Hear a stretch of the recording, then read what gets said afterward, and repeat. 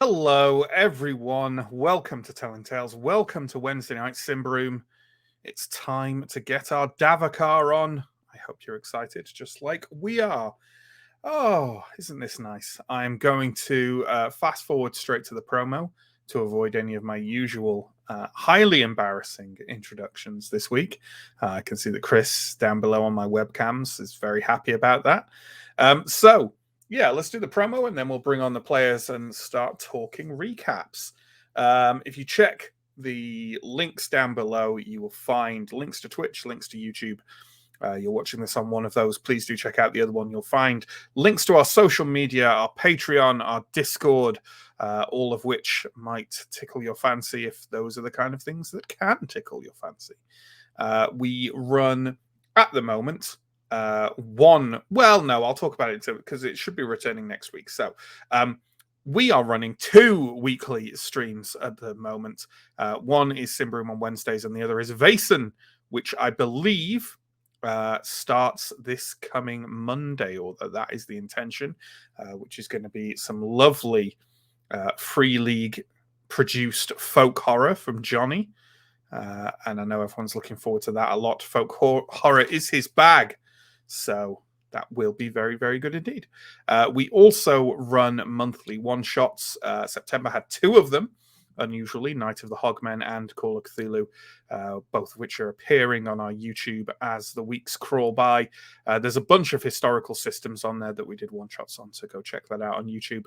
One-shot for October, I can reveal exclusively, unless you're a patron, in which case you probably already figured it out, is Cyborg. Cyborg, the new Morkborg spin-off from Stockholm Cartel and Free League. We are very excited for it. In fact, I'll take this opportunity, assuming my headphones don't tip my microphone over to the ground, to grab my copy from the shelves. Look at this lovely item here. Yes, Cyborg. And now I have to put it back. Why did I do that? Serve no purpose. There we go. Cyborg, a hellish vision of a nightmare future that's only mildly different from now. We'll be playing Cyborg, I think, on Saturday, the 22nd of October. Come join us. I'll be GMing that. Players may include such luminaries as John, Chris, Johnny, Justin, Steve, maybe those people, I think. Come join us for that. We've been looking forward to Cyborg for a long time. 22nd. So let's bring on those players and let's recap Symbaroum from last week, and then let's pick up where we left off. First off, our first player today is Stephen. Stephen plays Elindra, former Templar novice turned sellsword. Stephen, you had just descended into this rather spooky vale in the middle of Davacar. Yep. Found some unnerving stuff, and I'm sure there was nothing more unnerving to find. Yeah, we'd figured we'd found everything that was unnerving to find, and the rest of this was just going to be a nice walk around some completely abandoned ruins, or so we thought. So we were within the perimeter wall of this compound that included this very big tall tower, but we thought instead of going in the tower first, we'd have a look at some of the outbuildings. So the first thing that we discovered was a sort of big barn-shaped kind of structure made out of stone with a big sort of swingy open doors with a kind of bar to hold them shut. And Elindra was entirely too careless about wondering what might be inside before opening the doors to find out. So the doors swung open and she saw about 200, for want of a better word, zombies shuffling around in the darkness. And then there was an extended and quite frantic period of slamming the doors shut and putting the bar back again. Yeah. Elindra's confident, but not 200 zombies at once confident. No. Some rough odds, carefully carefully avoided, or well, not so carefully avoided, luckily avoided, I think it's safe to say. Yeah, we looked at them apples and we decided that we did not like them apples. You did not like them apples, which left you kind of going around the rest of the compound a little bit. That's right. At which point we will bring on our second player tonight. It's Chris. Chris plays Steo, infantryman in City Guard, turned member of this adventuring group. Chris, where did you go next? So we had kind of decided so first, Steo was pretty shook by a room full of undead because Steo is not the greatest fan of the undead, given his history in the war. So we did spend a little bit of time moping outside the barn while Steo tried to concoct even more ridiculous ways to manage the problem. And then we kind of decided that whatever's going on in the actual tower itself is probably something we need to be properly prepared for. So we decided the best way to do that is to learn about it. And the best way to learn about it is to investigate the area around thoroughly. So we started doing kind of a clockwise loop of the place. And the next building we came across was it was two buildings joined by a kind of covered corridor. And we kind of went into the first building and were assailed by the smell of recently killed game. Some of that game was human, and all of it was a little bit disturbing. And what we had after a little bit of, and not too much searching, I might add, what we had discovered was basically a kitchen. For probably the slightly more dangerous undead than the ones that were being kept in the barn, but probably for someone associated with them. Maybe, or maybe a feeding chamber for said. Yeah, it was the world's worst kitchen, definitely. Yeah. Maximum amount of hanging, slightly rotten carcasses, and a minimal amount of coriander island surfaces. So absolutely. And then we had a look through the corridor to the adjoining building. And to talk to us about what was found in there, let's bring on Sam. Sam plays Askarai, changeling scout and wielder of the bow of doom. Which is got a great backstory as well. My bad. Yeah, absolutely. It's as in you bought it somewhere. Yeah. Sam, what was in the adjoining building?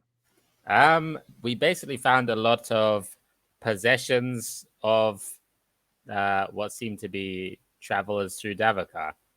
They seem to be from both like many, many years ago and some more recently placed there. We had a look through. We couldn't find any identifying documents or licenses. I think mostly due to some bad rolls, but we did find a few. I think you did find some licenses, maybe, but I could be wrong. I remember we definitely tried to find licenses. You did. We find licenses. Some of them were signed like years ago, which is how you right. knew the packs were from like 10 years ago or whatever.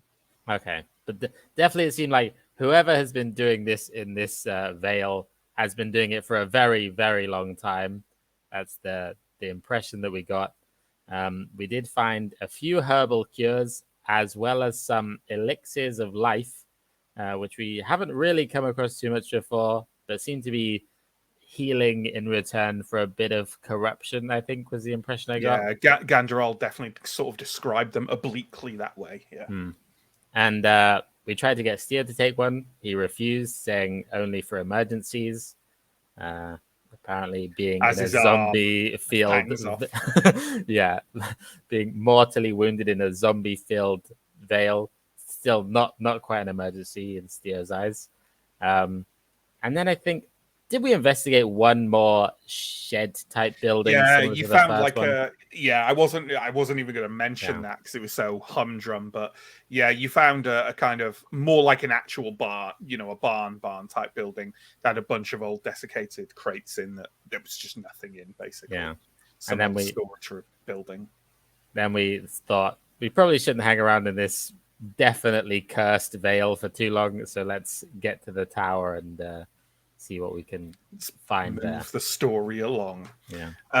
So to tell us what happened with that, let's bring on John, our final player for the night. John plays Arindar, last surviving member of House Dar, street kind of street kid turned sort of wannabe noble and duelist. John, Arindar, what's going on?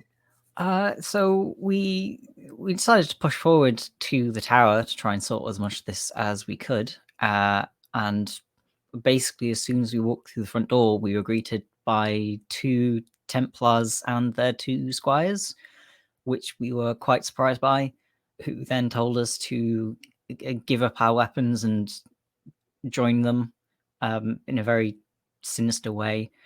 And we didn't. We initiated combat because, of course, we did. It's us. You've watched Symbaroum. And they seemed quite strange, slightly apologetic at fighting, almost like they were trying to break through something at times. And someone, I think it was Steo, noticed at least one of them had like a strange mark or like a sigil on the back of their necks. So we decided to try and be non-lethal and take them down with mixed success.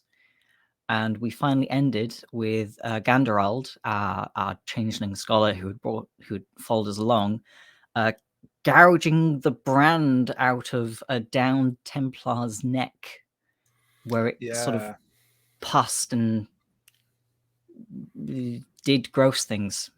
Yes, it's kind of successfully, gouged a like slice of flesh with this branded skin out of the back of his neck, and it started sort of hissing and steaming until he threw it off into the pit trap. You had very nearly I think Elindra nearly tumbled down it, and that's where we'll pick it up. But you know what?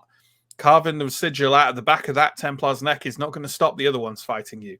So we're going. I'm sorry, folks. We're back into that never-ending combat.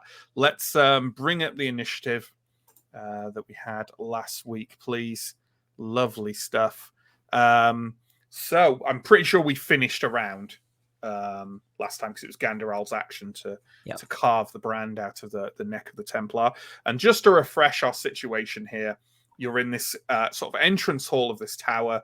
There is a pit trap open in the center of this rather grand old stone room, albeit stone that's kind of all the outside is wreathed in vines, but in here it's quite clear and polished but bare. There's a set of sweeping stairs up at the back leading further up this tower to God knows what.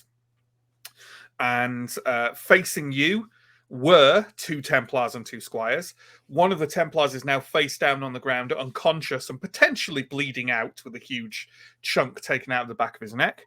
One of the squires is lying prone, pardon me, and probably dead at the bottom of the pit trap, having been accidentally knocked down there by Steo.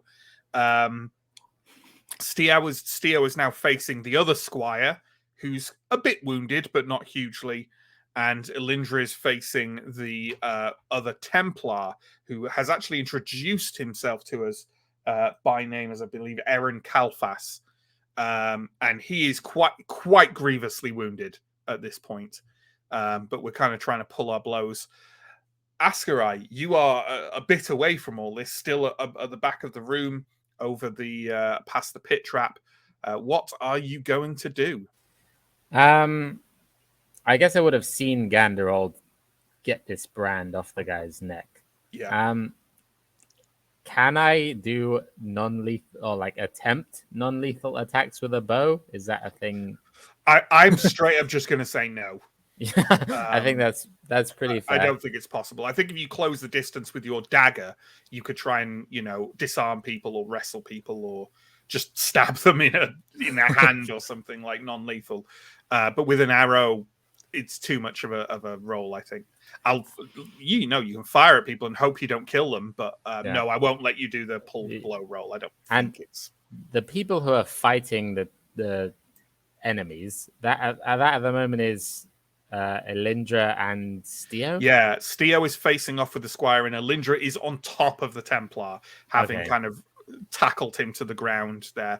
And as a result of that, I would also say I'm not sure you can get a shot on the Templar. Yeah. Reasonably speaking. How is Steo looking? Is Steo very injured, or is he more or less okay? I mean, Steo hasn't been hurt any more in this fight than he already was, but he definitely has like a trail of dried blood down his leg from reopening that wound on his side. That's sort of cracked and brownish red down his plate armor. So he's not in a good way, but neither has he been, hurt more in this fight. Okay, I mean, I'll take that to mean that he seems to be winning the fight. Askra is not going to shoot these people, going to follow the plan more or less. Now that he sees it has a chance of working, probably move forward, draw his Sure. fencing sword and move forward. Oh yeah, he's got a fencing sword now, right? Fancy. Are you moving around the side that has Arendar and Ganderald and the Prone Templar on it, or around the free side? Would it be quicker to go around the free side, or not in particular? It wouldn't really make a difference. Yeah, I'll go where the people are in case I'm needed. Okay. There. Are you going past them and onto sort of where Alindra is, I'd go sprawled on top of this Templar? Yeah, I'd go as far forward as I can get. Yeah. Okay, so you're by them now, but you don't have time to take an action because that's like a double move. Okay. Speaking of that, Alindra, I believe I said that on this turn the Templar would be able to roll to try and get you off him. But before he does that, do you want to, I don't know, try and just clock him in the head, or? Yeah. So the primary thing, if I can do it, would be like to keep him pinned if I can. Whether that's strength or whatever, but yeah, if there is an opportunity to do so, like, is he wearing a helmet? He is wearing a helmet, yeah. Okay. Well, I'm wearing gauntlets, so I can still just attempt. Yeah, you still just bash the side of his head and ring his bell. Yeah, absolutely. Yeah. Can anyone off the top of their head remember what an unarmed blow damage is? I think it's 3 or D3. Isn't it D4? It might be. Can someone look that up while we D6 for a dagger? Yeah, mostly because a D3 is somewhat non-Euclidean for a normal dice set. Yeah. Okay. Well, if someone looks that up while we yeah, it's D4. Just found it. Great, thank you. So you have an advantage on him, obviously, because he's prone and you're on top of him. So that's a +2 on your attack roll, and plus D. Is that a plus D4 to damage as well? No, not unless you're going for a kill, I'd say. So yeah. Yeah, and his defense is the -3, right? So that's basically an attack at -1. Attack at -1. So I need a 14 because we're using strong. I get a 13, so that's fine. Yeah, there you go. So you've definitely hit him. What was that unarmed damage, folks? D4. It is a D4. Okay. Yeah. I'd say you can still kind of pull that blow, though. So you can make it a D2 if you want. Or it'll be D4 divided by 2. I don't know how injured he is, but I know that I feel like I've been going at him with the sword and not getting very far because the armor he bounced most of it. So like I thought that, but he is quite injured. I think he's taken a couple of arrows as well, right? Okay. He's quite injured, but he's not on the verge of collapse. I'm not sure that Elindra's aware of that, so I think she's probably going to go for the full D4. She's not trying to kill him, but she's also aware that pulling blows might be counterproductive at this point. So yeah. Go for it. Roll a D4. That's a 4. That is a 4. And obviously that's obviously that's soaked by his armor. Yeah. But you know what? You know what? With this circumstance and in this, I'm just going to ask you to roll a strong roll modified maybe by his resolute. Okay. So give me a strong roll at a -1. Sure, that's another 14. I get a 13, so it's another pass. Yeah, you know what? You're on top of him. You've done, while it is blocked by his armor, you've done literally exactly the amount of damage to knock him to 0. You're on top of him. You're clonking him right in the side of the head with a, measured blow with a mailed fist. I think you've just knocked him unconscious. Fantastic. You can see his eyes like rolling back in his head and sort of fluttering, and his head sort of jitters against the ground in quite a disconcerting way, because knocking people unconscious is not as easy as it is in the movies, even in my game of Symbaroum. He kind of goes limp underneath you. I will shout out to Ganderod and kind of beckon him over. Sure, absolutely. Well, that takes care of his turn. He's unconscious. The squire isn't going to stop. She cannot. So can you give me a flat defense roll, please, Theo? Oh, why? Because she's within your pole arm. Yes, my defense is 10. I keep getting it mixed up with my armor because my armor's a D10. Oh. There we go. Yeah, once more, she, as the other squire is no expert, and you managed to step aside from her blade with minimal effort. Aaron Dar. I am going to just take out Herbal Cure and slap it over the visible bone on the back of the Templar's neck. Yeah, you don't have any Medicus, do you? But you can use Herbal Cure. If you don't have Medicus, you could just use a Herbal Cure for 1 toughness, right? Yes, which should hopefully at least stabilize him. Yeah, it will. I'm not sure the actual logic of that, but... Sure, it'll move him up from 0 to 1. But I take your meaning that it doesn't... Yeah, whatever. Absolutely. You like quickly... This is going to be all your turn, for sure. Yeah. And you can quickly do that, and you Ganderald is kind of going, yes, that right. Try and staunch. He's like literally sinking 2 of his fingertips just into the flesh next to the cut to try and pinch an artery closed, because blood was really coming out at a very alarming rate, and he's kind of got that pinched as he's like looks over his shoulder at where Alindra is like going, come here. But he tells you to put the cure over like the back of it and just press as hard as you can unless things start to like crunch, to try and staunch that bleeding as much as possible. I will most certainly do that. Okay.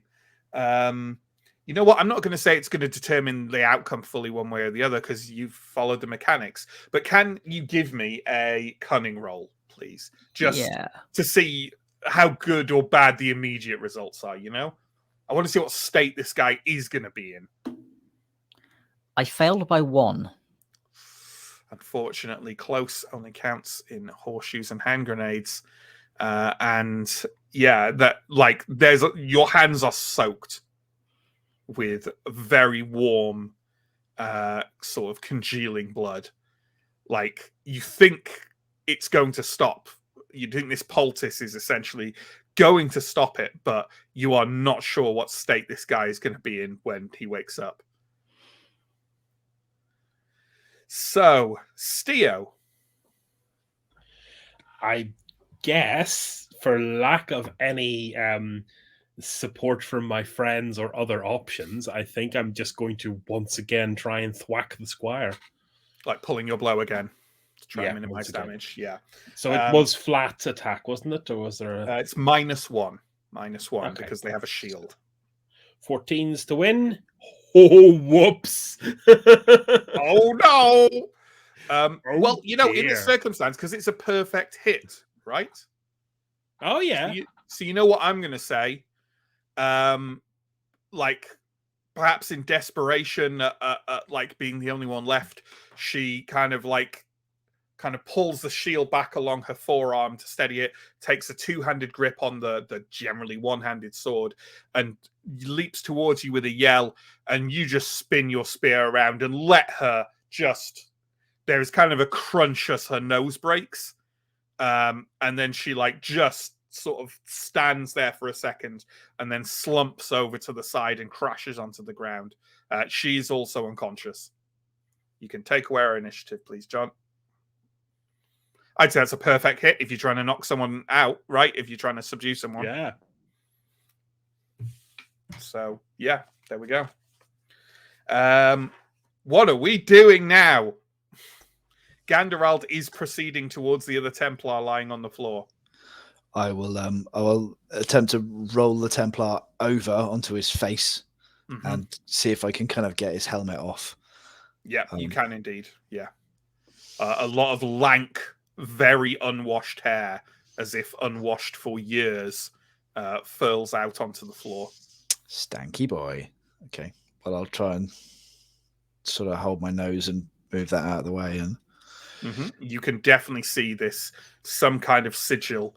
You can't really make out the shape of it all too clearly, and it almost seems to kind of like change slightly every time you look back at it, and it's definitely an old brand into the skin. I'm gonna let Ganderald do his thing rather than attempt to do this myself. Sure. Well, Ganderald, my friend, is going to he's going to do it again. But you know what? I'll give it. Who wants to roll for this one? Do you want to roll for it, Elindra?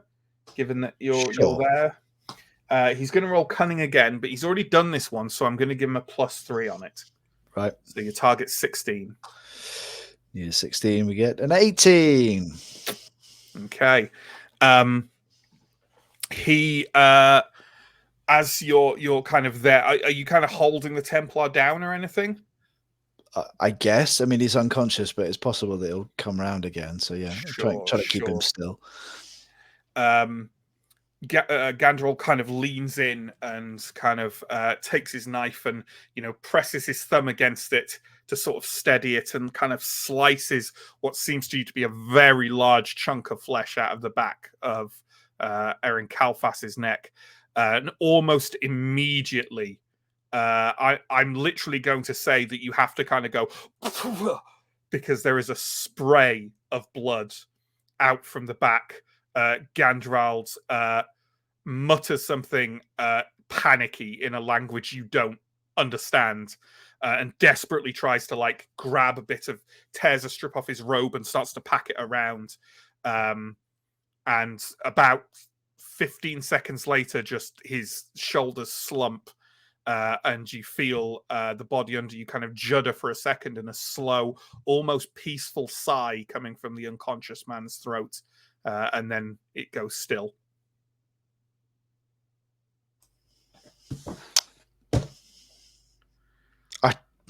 I tried really hard with that one. I'm just gonna sort of stand up and just move away a few paces. And... Oh, fuck! Did we save the other one? I think so. Shit! Yeah. Ganderald, I'm just cutting this out, yeah? Steo is kind of with his dagger already kind of at the neck of the squire, just kind of appraising the situation about to start. I think my hands are too. Please be careful. I will try and help hold this squire still while Steo. Sure. I'm going to have a crack at this, obviously, as a Medicus owner. Yeah, and you know what? I'd say you haven't done this before, but as someone... Now, Ganderald doesn't have Medicus, and you do. So I'm going to give you a bonus to it, because I think if you were like an actual surgeon, you could do this pretty safely. You're not, but you're on your way there in some capacity. So I'm going to give you a +3 to it as well. So take a cunning roll at +3. The number I need is 11, 12, 13, 14. Ha! Delightful. Unfortunately, this is not the important one. The noble is dead. But sure. You quite expertly, and you don't go anywhere near as deep as Ganderald did. But you end up with certainly with like a palm full of flesh. the girl sort of half comes awake and mules a bit as you finish your knife work, and then Ganderald kind of rummages and he already has like a herbal cure ready, which he's like wiped most of the blood off one hand, and he sort of proffers at you with the somewhat more clean hand to put into place. Yeah. The girl, after having woken up briefly, is unconscious again, presumably from the pain. But and there you are, all stood in the entry hall. Oh, you want to make an actual medicus roll with the herbal cure as well? If you think it's worthwhile, because I know we don't necessarily track the NPC's health. Yeah, but I want to see what kind of state they're in. So yeah.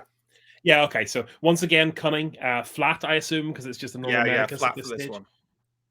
That is a very nice 2. Okay. And this is with herbal cure roll. That is a herbal cure. Is normally a. It's a D6 for you, isn't it? Because of your medicus adept. Because yeah. That's a 3. Okay. That's her in pretty good state.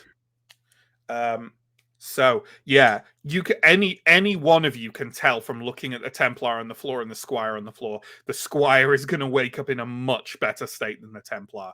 The Templar has lost a lot of blood and is very pale, but still breathing, albeit somewhat shallowly. The Squire, she just looks like she's had a rough little scrap, but he's also still unconscious. Ganderald seems quite shaken. It happens, Ganderald. These are dangerous places and dangerous activities, and even with the best will in the world, things happen. It's not your fault. Thank you. I got to. This is just the start of what's probably going to be an even bloodier day. I hate to raise that, but let's stay attentive. Why is it so often Templars we end up locking horns with? It's a small subset of the people who are foolish enough to go poking around in Davokar. First into the breach, first to fall under the influence. Ganderald, now you know what our benefactors' ploy is. Can we ward against it? It would be a time-consuming ritual to brand your will into individuals like this. It's unlikely to be something that whoever has done this could do to us while we resisted. Okay. After being subdued, perhaps. Right. I don't expect anybody to go with me on this, but I'm just going to throw it out there. We could just leave. We could just leave. Surely we have to kill whoever did this, no? We can't. Not after this. We can't just leave this for more people. This whatever is at the top of that tower has already claimed 2 Templars, and goodness knows however many other travelers have been brought into there. Maybe let's get some information when we bring our young Templar round, who I assume is going to be waking up first, given the situation with the other gentleman. Almost certainly. Maybe we can learn more and be better armed. And at least if we go to the other side of the pit, this place is at least a little bit defensible. If they know we're here and they come down.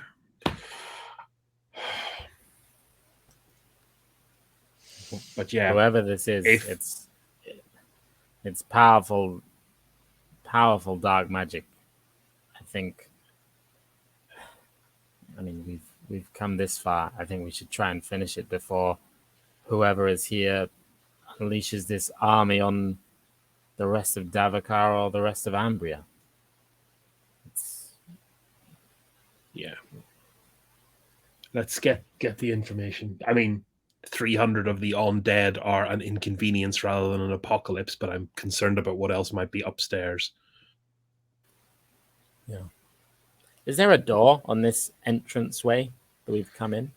Yeah, there's a kind of an old double large stone door that led in from the steps up to the tower, but it was already open when you kind of mounted the steps. Do you think it's worth closing the door to prevent the undead coming from the outside? It does shut us in here, but It shuts shuts us them in out. here. Well, right now they are shut inside that barn unless somebody lets them out again. They may stay there. It sounds like we've talked ourselves into going upstairs. I thought we might. The question is, can we afford to wait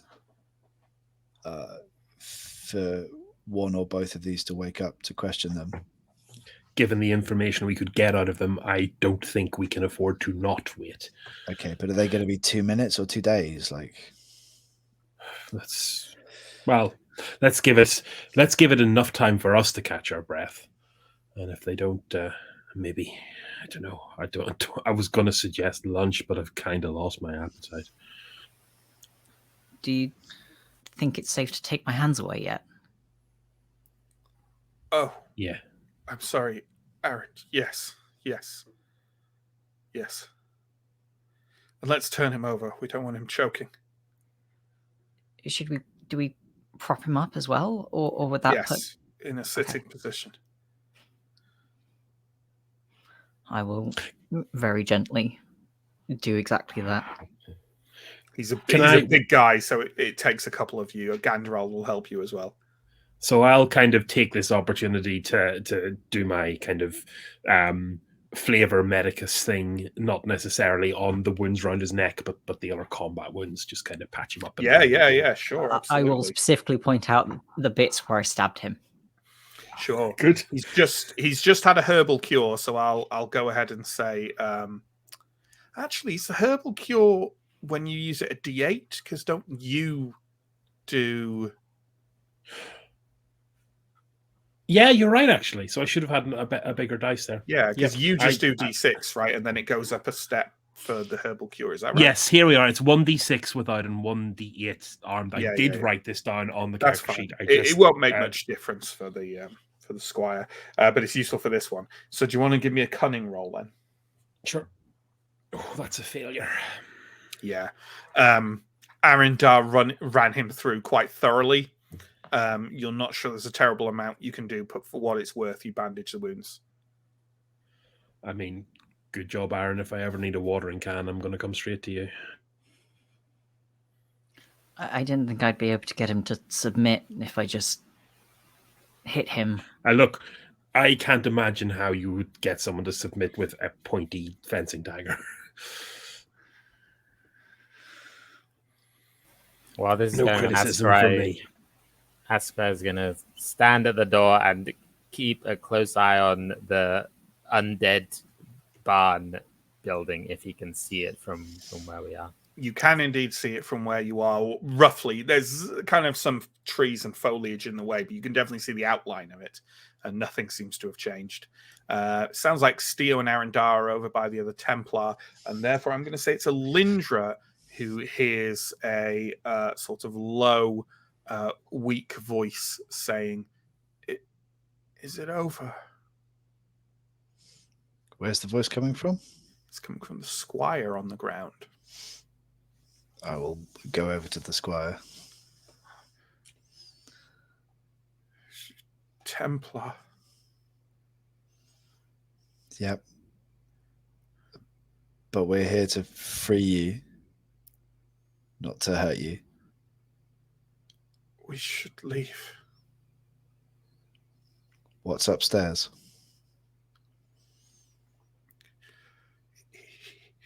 Him.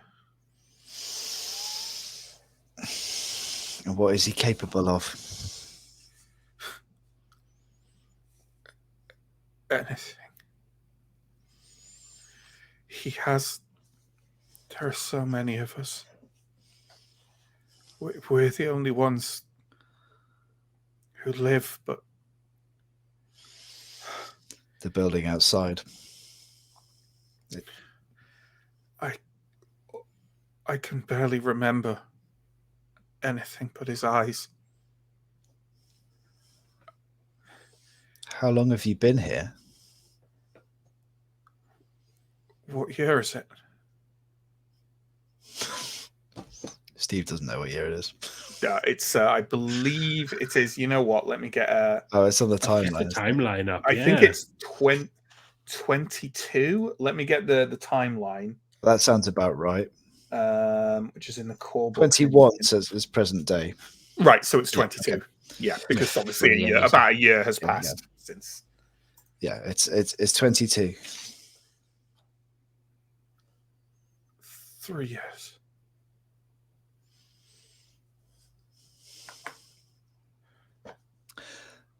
Okay. Please. She seems to be coming a bit more kind of to her senses now. We must either kill him or we must leave if we cannot.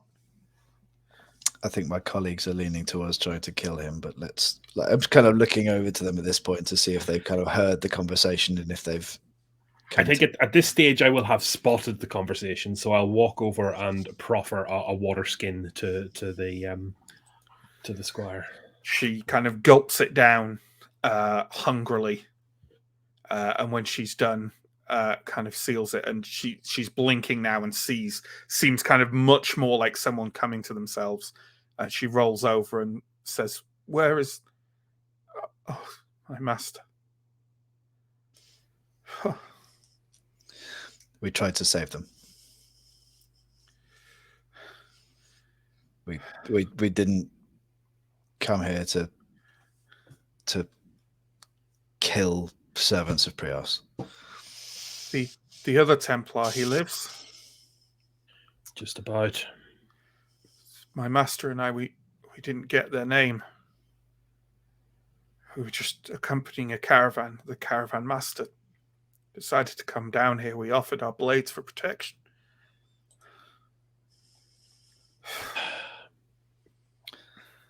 Right. So they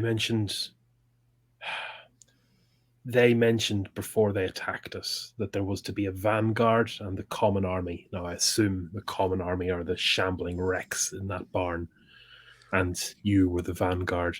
Do you recall anyone else except him? No. We were to be his living servants. He needs them, willing and unwilling. He says he needs someone to command the others. He would talk sometimes. I think he just wanted to have people listen to his voice.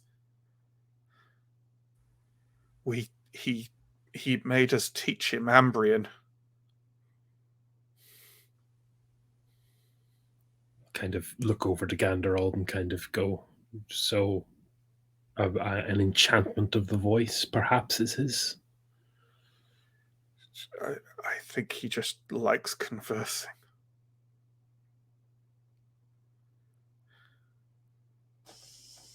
Well, we'll see how he likes my blade anyway. Are we doing this? I think we have to. I don't think the legacy of the 100,000 dead in the southern lands won't permit me to allow a necromancer to live. We're doing this. I'll sort of stride towards the staircase. Are there any other traps in the tower? Yes. There are on some stairs. I'm sorry, I don't know where, but be careful on the stairs. Can you look after the remaining Templar? We did try to save them both. I'm sorry. You're not taking me with you. When we leave. I can hold a blade. Please don't. In your state? I would be safer with you. And who would look after them? Well, kind of. The Templar has not woken up, but is starting to shift and make sort of wheezing noises.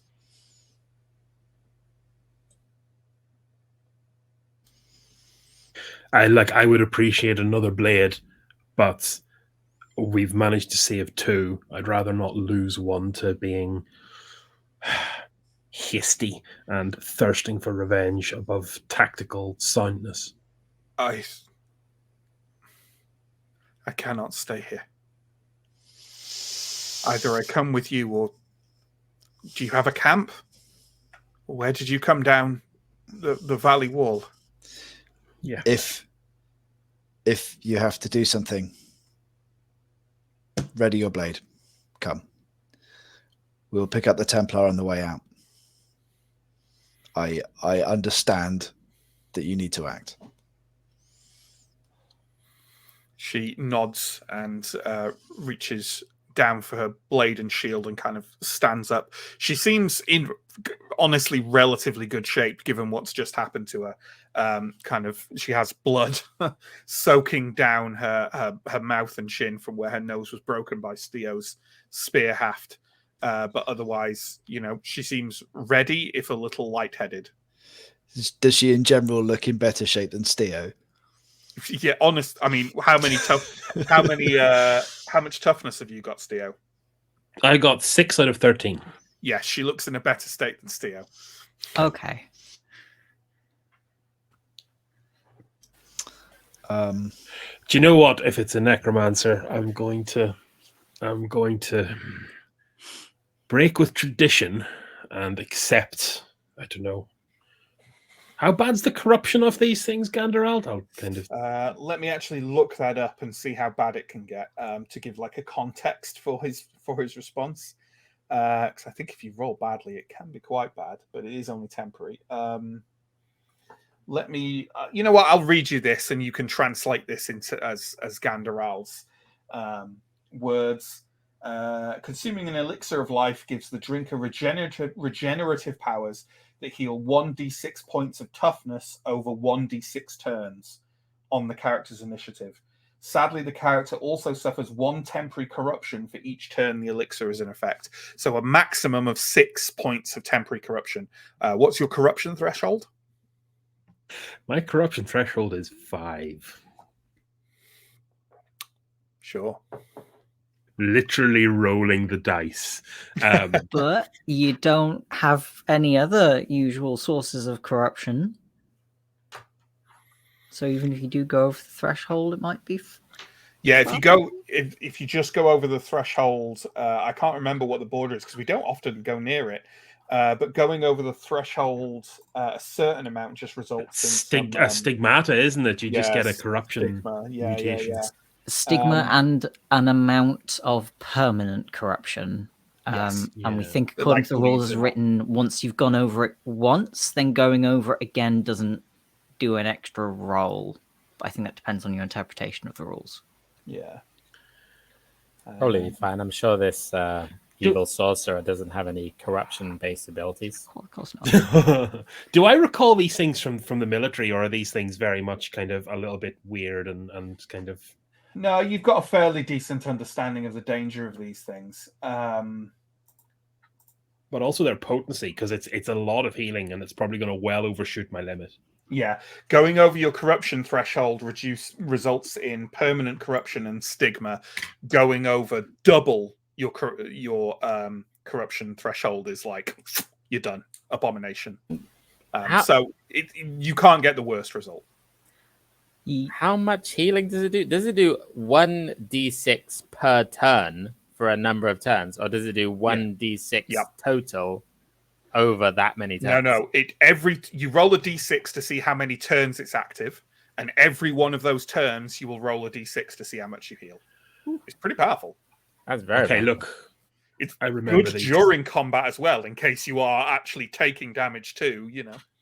Yeah. So look, I've got I'll say this. Steel will say this. I have a remembrance of these things. Ganderald already mentioned they're worth a lot. Now I'll take one when we decide to kick things off upstairs. I mean, you've also got a few drafts left into the Water of the Dusk. Yeah, but that's kind of for special occasions. I mean, it's less powerful, I'd say. Yes, but it's that Potentially. I'm concerned also that it's our only real way to remove corruption from the party. So it That's would kind of true, be and therefore you could take it after. yeah. Yeah. If everything goes wrong, it's just going to be cocktail hour at Steo Town. But for the meanwhile, I'm just going to carry the green goo with me and That seems, quaff it as we get into if we Seems get into fair. combat. seems fair. I have You figured don't out- get to combat. There is a possibility of you becoming completely blight corrupted and an abomination if you roll really badly on both possible dice. No, because like there's no way I hit because I'd need to get 10 Yeah. temporary Yeah. corruption. So you to blow hit me one, out. And say you roll 6, and then you go over your corruption threshold, and then you have to roll an extra d4 permanent Mhm. corruption for going over your threshold. Yeah. You could, yeah. But, and here's the important part, you would know that you're in danger 6 turns before it would trigger. Yeah. So you could just then down Water of the Dusk and you're fine. okay, yeah, this is a little mechanical and a little sketchy, but I'll I think it's prepare fine. You could this feel draft. that it was too much inside you. You know, you could feel yourself losing control. I think it's fine. I think it's fine. So with that, I assume we are kind of girding ourselves, leaving this poor and conscious Templar just in the state he's in, and proceeding up these sweeping stairs to the next floor of the tower. Yes. Yeah, I would like to. I'm going to leave my water skin and like a ration of food next to the Templar in case he wakes up. And I'm also going to search. I'll have a quick search of Calfas if he has any like family arms on him or something that can be used to recognize him that I can return to his family once we get. Someone pointed out I can't remember if it was in private chat or it was in chat, by the way, last week. The other Calfas you've met is Agramai Calfas. Sanitation officer. Yeah, the kind of ebullient. Ebullient? Is that the right word? The gregarious sanitation commissioner in Thistlehold at Night Pitch's party. Actually, that does remind me. I'll also kind of Elindra, you're still in chainmail, aren't you? Yeah. Kind of nod over to the plate.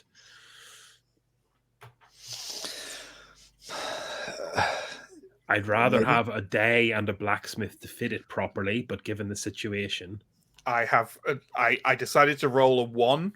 No, I didn't decide to roll a 1. I decided to roll a d6 to see your luck on how well the armor might potentially fit you, because plate armor has to have quite a good fit, and I rolled a 1.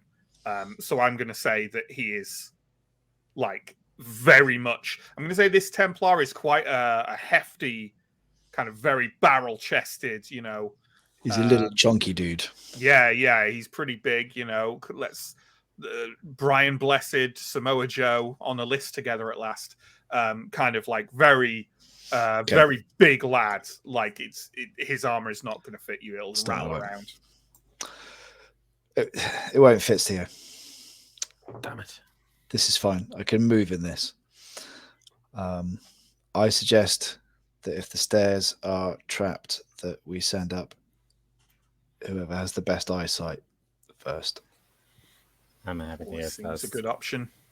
Always seems a good option. Right, for proceeding up to the second floor, Asker, give me a vigilant roll. Okay. Is it flat vigilant? Yeah, just flat vigilant, please. Okay, I need a 15. And I rolled a 8. So I make it. Okay. Yeah, absolutely. You don't see any traps. On your way up, you keep an eye out for kind of like dodgy looking sections of stair, like sort of, hollows in the walls or anything like that. And you don't see anything, even though you proceed quite slowly up with a great deal of care. You all find yourself on the second floor of the tower. It is what seems to be a large, like a number of passageways spread out, kind of like a crossroads almost, with a lot of different chambers there. The stairs themselves, going further up to the third floor, are on the other side. but from what you can't hear anything and you can't see anything beyond the sort of like pale light coming through what remains of all the windows here, which seem to be kind of open gaps in the stone. Or you pass a couple of rooms just by proceeding up from the stairs, and they are all empty apart from some very old stone furniture, some of which is partly collapsed. Okay. But like really empty, like they've been stripped. I think we'd probably head towards the opposite side to get to the stairs, but as we pass rooms, like be a bit careful and like glance inside as we're going past. Sure. We'll go ahead. You can go ahead and give me anyone who wants to take some time and look around can give me another vigilant roll, or we can just move. You can move on faster. It's up to you. Like I guess I would be looking for danger as we went, but I'm not really looking to search every room or anything like that. Sure. He's a big spooky wizard guy. He'll be at the top of the tower. Sure. Yeah. No, that's a good bet, and it's also fine if no one seems to be shouting out to do careful looking. So we can just proceed to the other side of the floor, and I won't ask for any more vigilant rolls. The squire seems to be kind of gaining a bit of courage as she goes on, and has fallen in just kind of like slightly behind Alindra, basically clearly used to lurking behind a Templar, and has adopted that role. She is dressed in Alindra, like a squire at the Temple Wall would be dressed exactly like how she is dressed, and armed exactly like how she is armed. So. Yep. Yeah. Hang on. If whoever this creature at the top of these stairs is not coming to find us, should we do a proper search here while we have the time so we can learn more, perhaps get something that Ganderald can use? We're in a rush to kill this guy, but we should arm ourselves intellectually as well as physically. Search the rooms. I'll stand at the bottom of the stairs and watch in case he comes down. Okay. Anyone conducting a search in the rooms, just go ahead and give me a vigilant roll.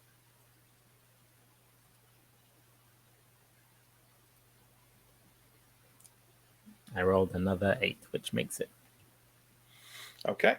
None of you find anything, but Askarai, you're pretty confident there's nothing to be found. And you would say, like, those first, like, that gut feeling when you pass the rooms and they looked abnormally clear for ruins, you think someone or people or whoever has been through this floor with a fairly fine-tooth comb and just stripped the entire place clear of everything apart from things they couldn't carry.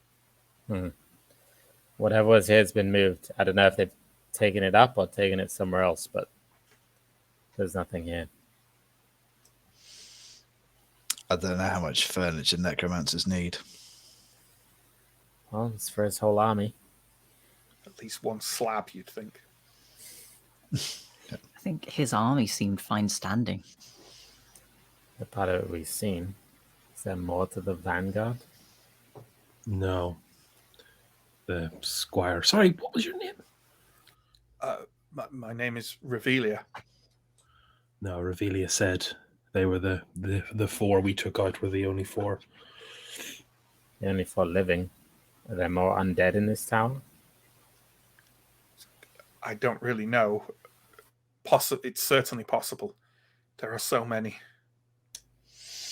The most dangerous thing in this town is likely up that staircase, and that's the thing we need to deal with. Yeah, the most dangerous thing in that tower is me. Let's check the stairs. That's a fascinating and confusing phrasing, Chris. The most dangerous thing in that tower is me. Actually, that's a bit mage, isn't it? That's an erect roll. Out of body experience. Yeah. Okay. If we're satisfied with this floor, are we moving up to the next one? Yep. Okay, that's another vigilant roll from Askarai then, if the scout is scouting, which seems appropriate. Okay. Rolled a 5. Yep. Again, you do not notice any traps on the way up to the 3rd floor. However, as you come to the top of the stairs to the 3rd floor, ahead of you are a very robust and at one time elaborately carved wooden doors that lead to kind of the rest of the 3rd floor. This elaborate carving seems to have just kind of faded and diminished over time. You know, the wood is somewhat desiccated.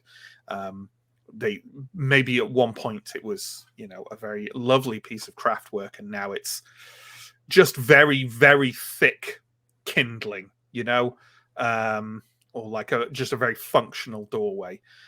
What you do notice is that there is a noise from the other side of the door, a shuffling noise that's obviously, a shuffling noise as if of a number of people moving around constantly in some kind of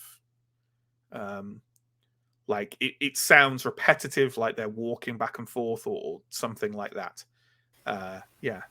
Does this sound like a clear sound that I think everyone will hear, or is it like very quiet and I can? You got to pass a vigilant roll for it, so I'm going to say you anticipate that the others haven't heard it. Sorry. I will, without saying anything, kind of give a gesture of there's people in that room behind those doors, or whisper it very quietly. Internationally approved symbol for zombies. I spotted it.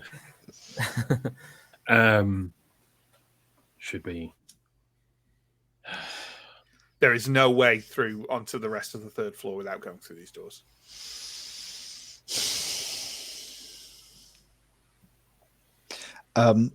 How did we get a sense from looking at it from the outside how many floors there might be in this tower? Give me a cunning roll. Sure. That is a fail. Yeah, Elindra's got no idea. Did Elindra say that out loud, though? What?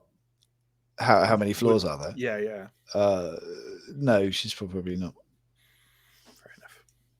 Do we... You're not on the top floor, I'll give you that. Okay.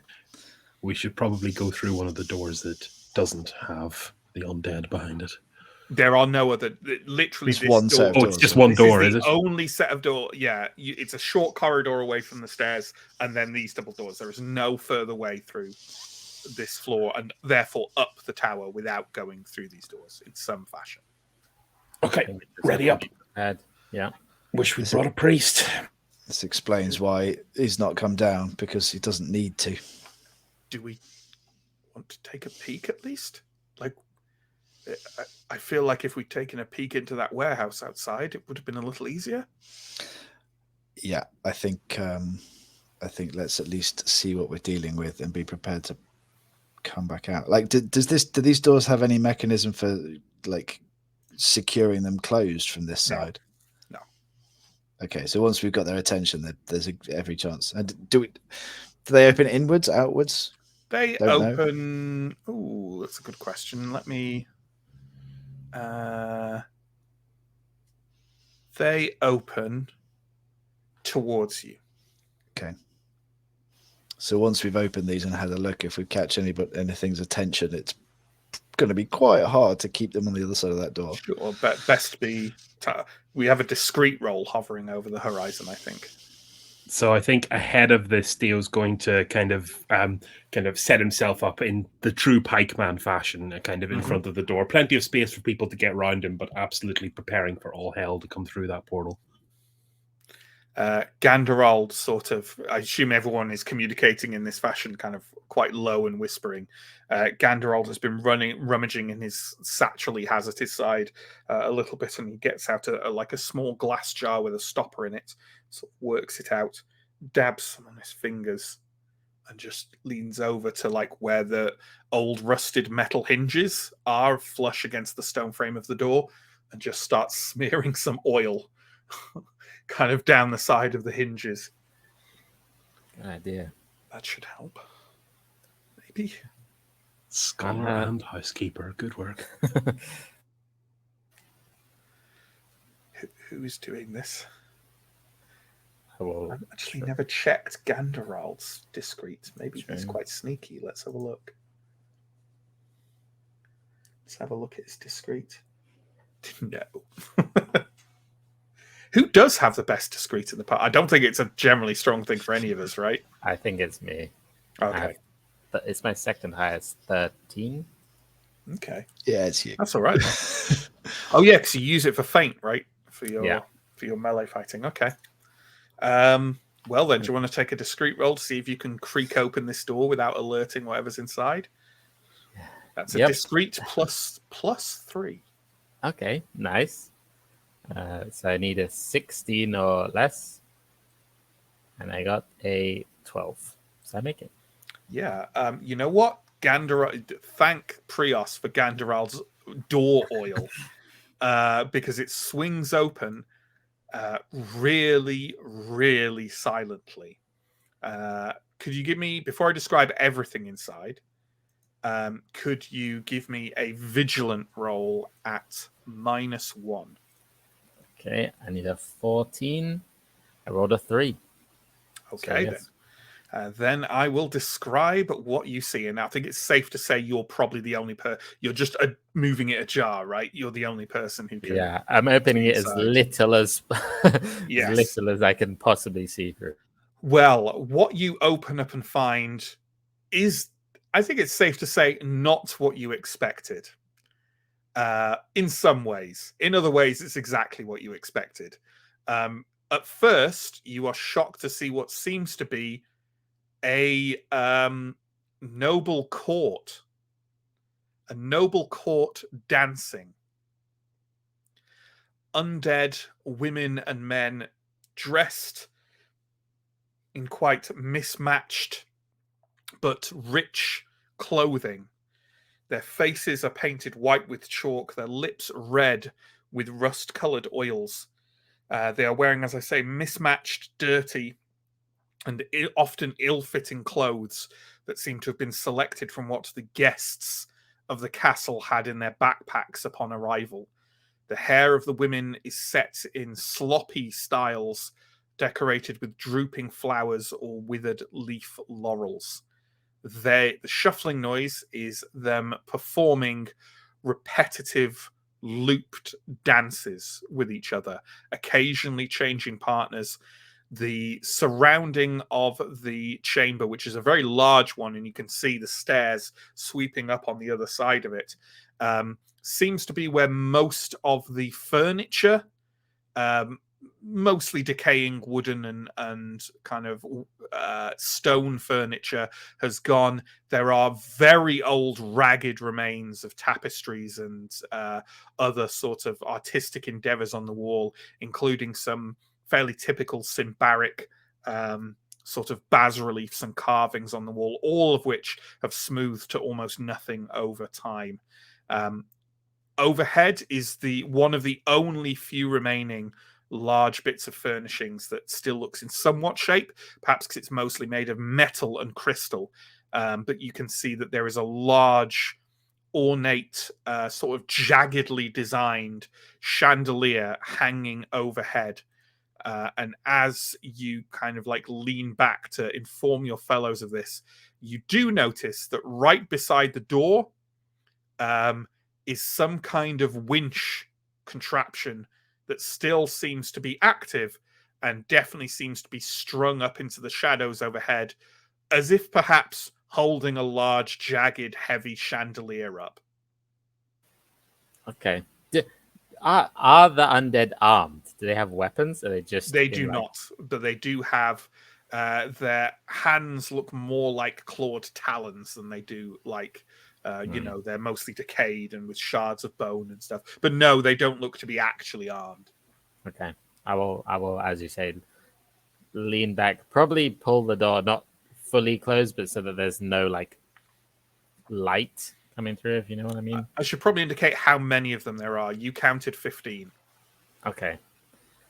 I will turn back and relay all that, and especially I think perhaps we could drop this chandelier on them if we're quick enough. If we just Will the chandelier drop on all of them? Most Almost of them. certainly not. Does the chandelier weigh more than me or any of us? I wonder if the pulley system can be used as a way up to the ceiling, and if we can get past that way, or if that's madness. Definitely not. Like, it's basically one rope slung up from a pulley up to like a winch above and then over to the chandelier. It's And like, presumably, if you get to the chandelier, like there's nothing that you could swing it to, or like there's no. It's not a route through the room. No. Okay. Definitely not. I think we're gonna have to fight, but they're not armed. They don't have weapons. They're moving relatively slowly at the moment. I think if we can cut the rope to the chandelier, we have a good chance against whatever's left. Is it? Yeah. Is it worth trying to fan out and stay hidden to begin with, and have somebody drop the chandelier at the moment that we're noticed, or should we or do we open with the chandelier? I say open with the chandelier. Let me go first. These are shambling husks by the sound of it. It's worst case. It's going to be an easy day at the sinkhole. Why in Ambria would we let you go first, Steo? Because I am adept at keeping stuff like this away from us. Okay.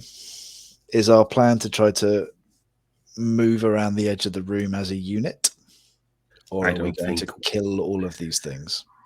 I don't think we suffer the dead to live. We should kill them. Okay. Darren.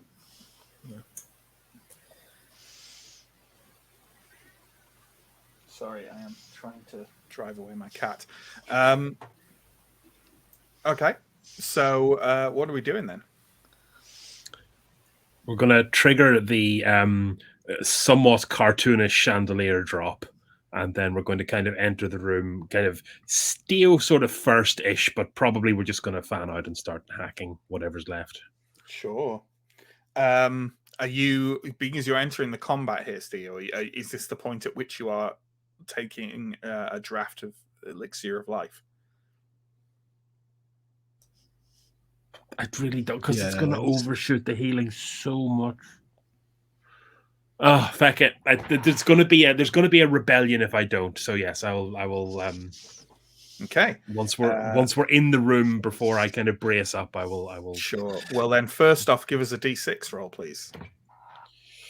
Okay, here we go. Welcome to corruption time. 4. Okay, so that's 4 rounds. But your first one will be now, so just give us a D6 roll for your first round of healing. 5. 5. So heal 5 and take 1 temporary corruption. Who's dropping the chandelier? And do we want to create a distraction underneath the chandelier before we do? Like an arrow from Ascarai, something like that, to draw them into the middle of the room? I think most likely we just need to be fast. They're probably going to notice us coming in. And the faster we drop the chandelier, the more of them we'll get. Okay. You can drop the chandelier from kind of peeking round that that like lean-to door, Ascarai. You could just slash out with your dagger and drop it while they're dancing. And okay. You can't help but imagine that if you like went into the room in some capacity, there'd be less of them under the chandelier than if you just dropped it while they were dancing, because they are kind of like moving around underneath it right now. I do realize it was that. Okay, in that case, I'll say, well, I can get it from the doorway and then kick open the doors and we'll see what's left. Everyone ready? Go now. Okay. Ascarai, I assume you're the one slashing out with your blade and cutting through the chandelier rope. Could you give me 2d4, please? A roll of 2d4. 2d4, okay. Rolled a 1 and a 2. Okay. Well, the chandelier in that case, unfortunately, catches 3 of the dancing ladies and lords in waiting, and it's basically catches them under the sort of ironwork of it, with lots of the crystals sort of shattering over the floor as it does so. There are 3 of them trapped underneath. They have taken a big chunk of damage each and are now sort of rasping dryly from their throats and heaving to try and get free from under this chandelier collapsed on them. Unfortunately, that leaves 12 more of them sort of slowly shuffling around and gaping at you as you enter the room before they start reaching towards you with those unpleasant looking bony claws. John, can we have initiative up, please, with an entry for lords and ladies, and they are at quick 10 and vigilant 11. Okay.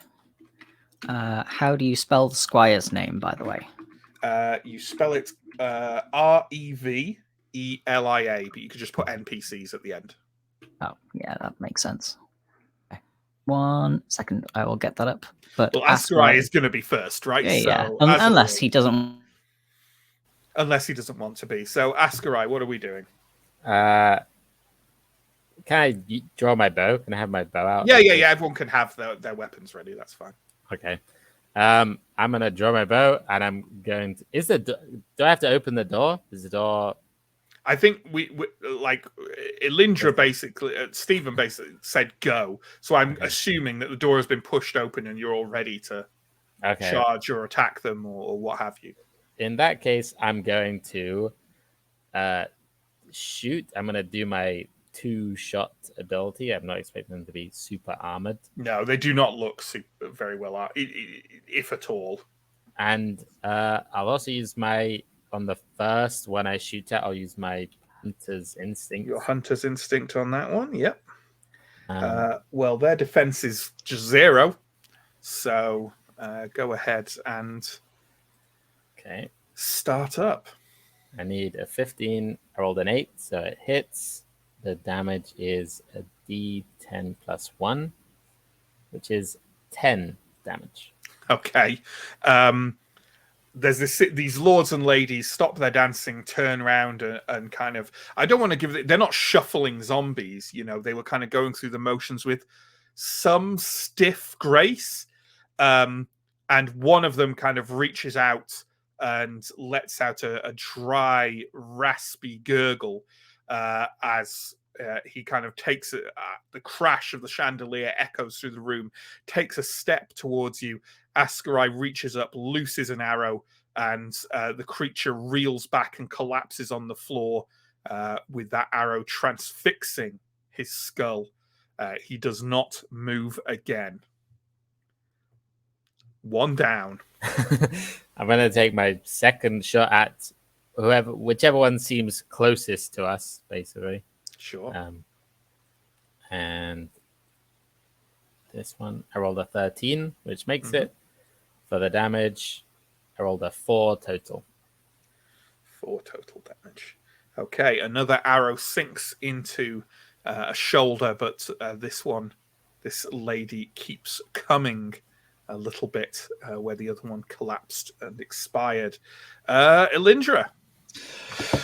I am going to take a step into the room, sort of plant myself in front of everybody else, howl wordlessly, and engage Revenant Strike. Absolutely. So you're not kind of taking an attack because does Revenant Strike take an action to charge? An action to activate, and D4 corruption, temporary corruption, which is 2 of those. Does it involve a resolute roll, or is it? No, it doesn't. It just takes an action and D4 corruption, temporary corruption. Purple flame erupts from Elindra's blade, which definitely makes Revelia look at you a little bit oddly. But hey, you this situation calls for it. Prios moves in mysterious ways. Absolutely. Arindar. I could probably rush forward and engage, but I don't want to get surrounded. Mm-hmm. So I'm going to basically join the line that Steo and Nalindra have started, Okay. and just ready myself. Sure. Well, Steo hasn't, because Steo hasn't acted yet. But I'd specifically tried to step forward enough that it would be like more than I thought anybody else would do. But I guess, I mean, you can step up to that.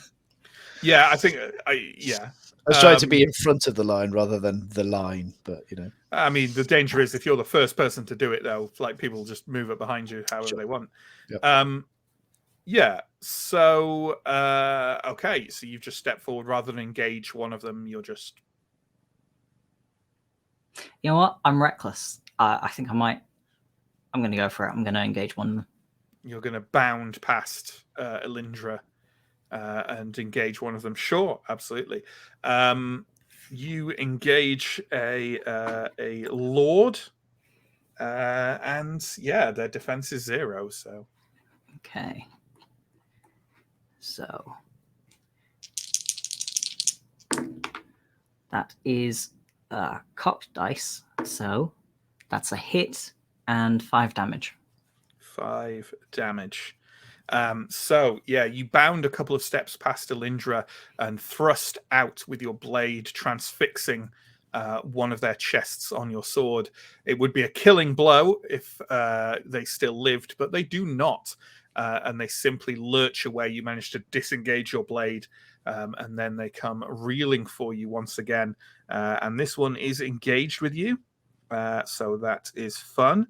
And now I have engagements for 1, 2, 3, 4, 5, 6, 7, 8, 9 of them. And this thing explicitly says they engage randomly. I would, however, say that there are like tiers of where you are. So what I'm essentially going to do is weight it slightly towards Arin and Elindra, and then we can move forward with other stuff. So with that in mind, God, there's 6 people. Oh, what am I doing here? So 4 of them are lesser, and then we'll just say, yeah, okay, I have it in my head. I have what we're doing here. So here we go. So one of them is going to engage. But can they move past? I really don't know. Because it's probably fair to say that Askarai is and Ganderald are further behind than other people, right? Yeah, I think so. Okay, so this is what I'll do. I'll give them a large chance for Arin and Elindra, and a lesser chance for Steo and Revelia. Okay. So with that in mind, what this next one is going to engage Arindar. And then the next one engages Elindra. Next one engages Arindar. Is that no? That's Elindra. Don't forget, there's a maximum of 4 engagements on anyone. Next one is going to be Arindar, nearing that engagement already. Next one is Arindar. So that's my limit. That's your limit. In which case, knock 4 off, so that's a d6. Oh, that doesn't even work. I've done that wrong. It doesn't matter. It barely matters. So the next one is going to be Elindra. That's fine. And the next one is it's finally someone who isn't that. The next one is Steo. And then we have Elindra. And then we have... That's my limit. That's your limit, Elindra's yeah. maxed out. And then we have Steo. So no one. That's all pretty good news. They haven't engaged the scout. And before we move on to attacks, I also need to find out which of those ladies and lords have escaped from underneath the chandelier. So that is a strong test. And I will just, I know I don't usually make direct tests myself, but I'll make them here because it's super quick. One of them is out. Two of them are out. Three of them are out. I was checking against sevens, and I just got 661. So they have managed to tip over the chandelier with a crash and crawl out from underneath it. They don't get to get up and act this turn, but they've moved the chandelier at least. So Arindar, we'll do you first because fuck me, this could become a long set of turns because you get those ripostes. So I mean, Alindra and Steo also get their polearm mastery as well. Yeah, sure.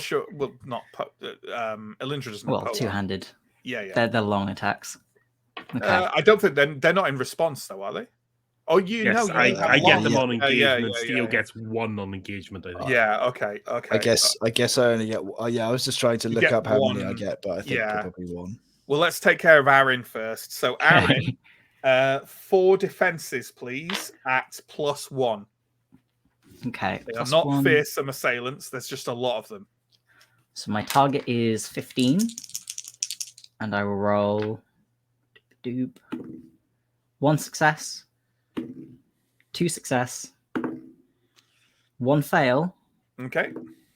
And another success. Okay, let's take care of that fail first. So give me an armor roll, please. 3. Okay. Those kind of bony claw-like nails, as the 3 of them come at you beyond the one engaged and sort of swarm you. Oh God, I should have given them advantage, shouldn't I? Never mind. It's done now. And one of them reaches out a little further than the others and scrapes just a slight cut along your cheek, and you feel as it does so like nail and fragmented bone and skin and dust-like flesh sloughing off against your cheek. And that gives you definitely enough encouragement to not let any of the others touch you.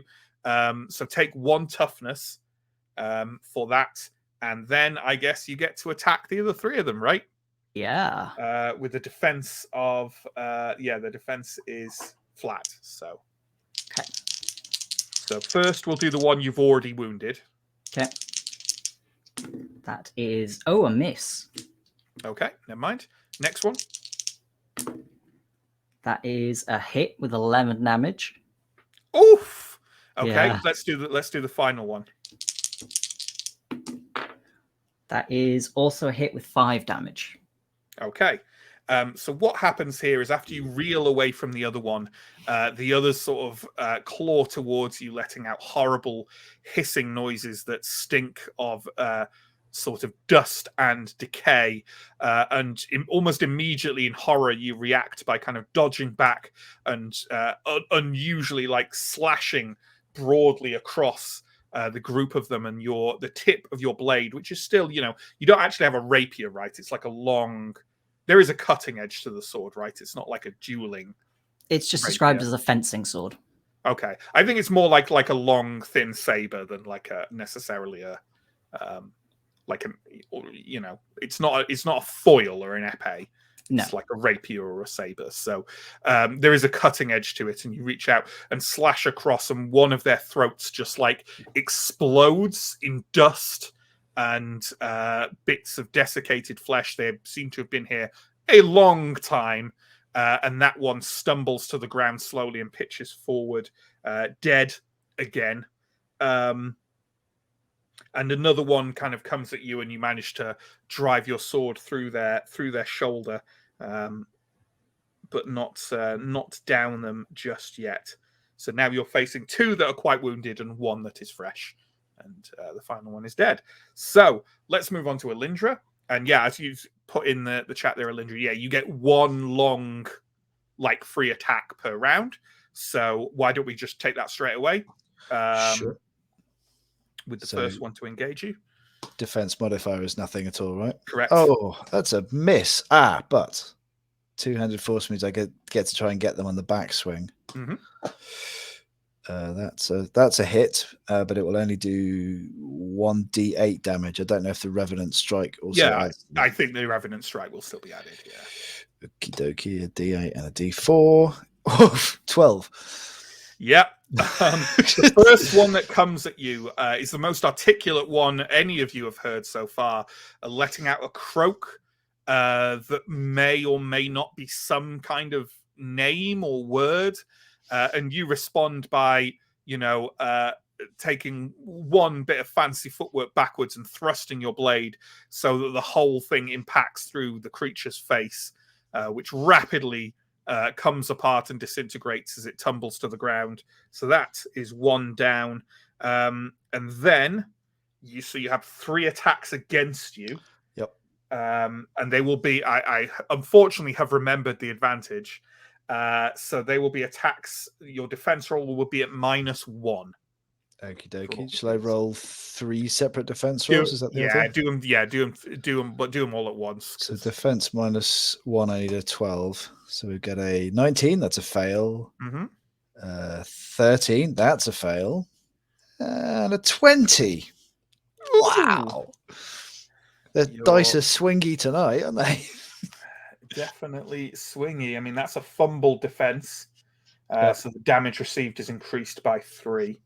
Okay. So do you want to give me give me the two armor rolls on the normal one first? Sure. That's a 2 and a 4. Okay. And then the armor roll for the big hit. How does that work? Is that just a normal armor roll? Just an armor roll, but it's doing more damage. 6. Okay. So basically that first confident thrust put you in rather an unfortunate position, and you may have underestimated exactly how well they could swarm you. A couple of them claw you. One kind of his fingers just fall away from your armor, but the other one manages to one of them manages to claw at your face, and kind of you feel that desiccated flesh touch your eye and pull. You just whip your head back from it fast, but it's left a kind of you blinking in one eye. As you do so, another one, a lady's hand kind of knots into the hair on your head and yanks you hard to one side, and you feel kind of part of your collar muscle just complain horribly. And they haven't caused you any kind of horrible wound, but they've definitely wrenched you about a bit for a total of 3 toughness. Okie dokie.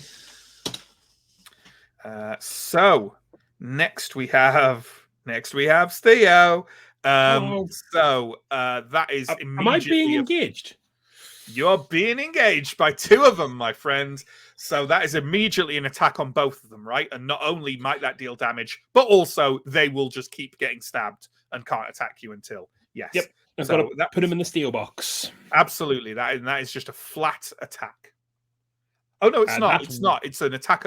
It's their defense. Yeah, their defense is flat. Sorry. Carry on. Yeah, so that's 1 miss. Okay. And 1 success. So one of them is kept away. One of them is kept away. So that is a hit on them as well. So do you want to take your attack on them right now? Sure. Oh, hang on. Is it a miss, though? Because is it a miss? So I rolled an 18. I have to get 15. I get +1 to hit because of precise. So that was a 16. And then +1 from them, which is a 17, which is still not good. Sorry, it is not a +1 from them. It is a 0 from them. Okay, fair enough. Then work grand. Yeah. D10 +1 is 5 damage. 5 damage. Your spearhead punches through one of their legs, and they kind of stumble back out of your range, and then kind of go to stumble forward again. But obviously, that's a tale for next time. As for the one who does get through to you, can you roll defense at +1, please? Yep. Yeah, the other one kind of they're not particularly fast, and you can just step to one side and avoid its raking claws. And now it's your turn. Okay, so I am engaged, aren't I? You have one of them who you are engaged with, yeah. So, do you know what? Actually, tactically, I'm going to allow their free attack and disengage, and I am going to engage one of the ones that's currently attacking.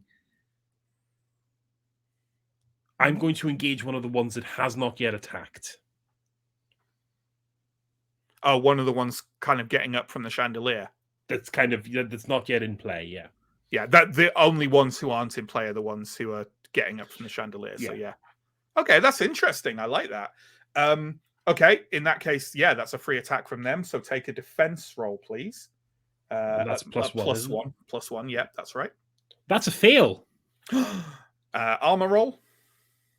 9. Okay, yeah.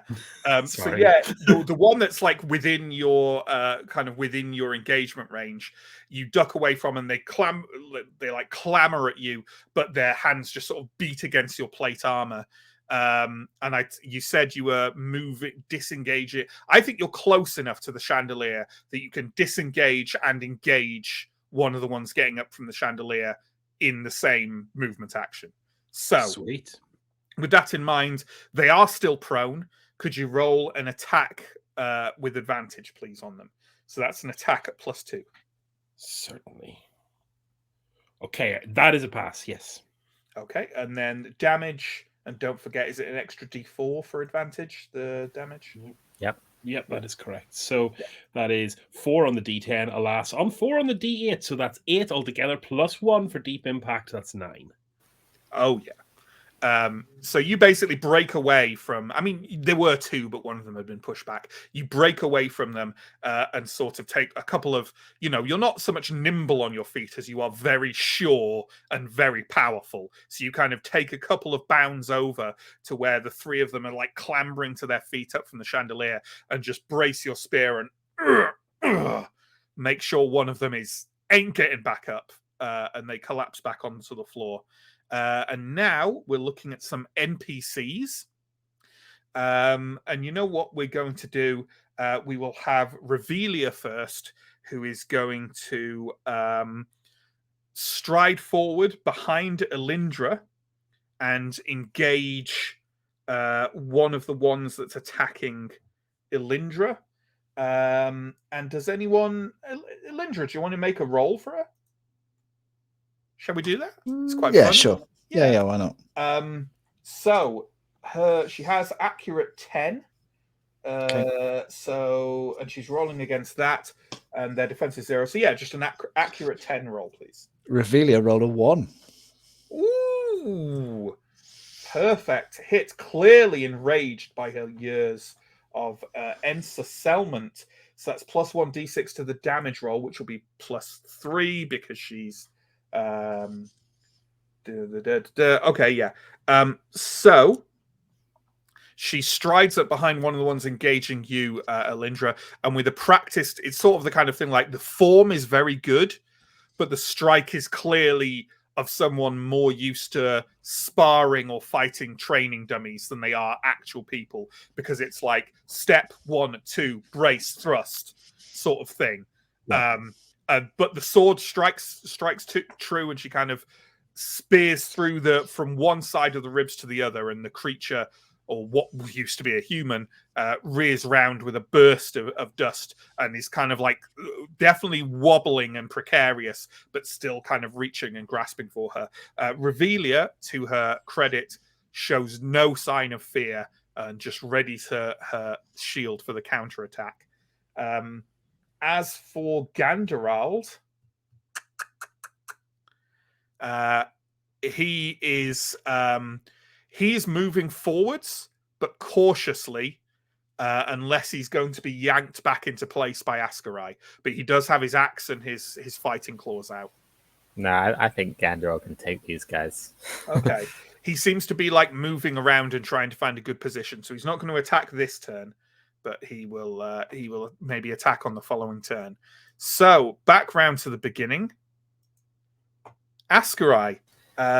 There's a lot of enemies here, so I think I'm going to shoot at one of the 2 that Steo left behind, kind of, since they would be close-ish to where Ascarai is, I think. Sure, yeah. Where things are correctly. Yeah, absolutely. There's one of them who's a bit damaged, and the other one who isn't. Which one are we going for?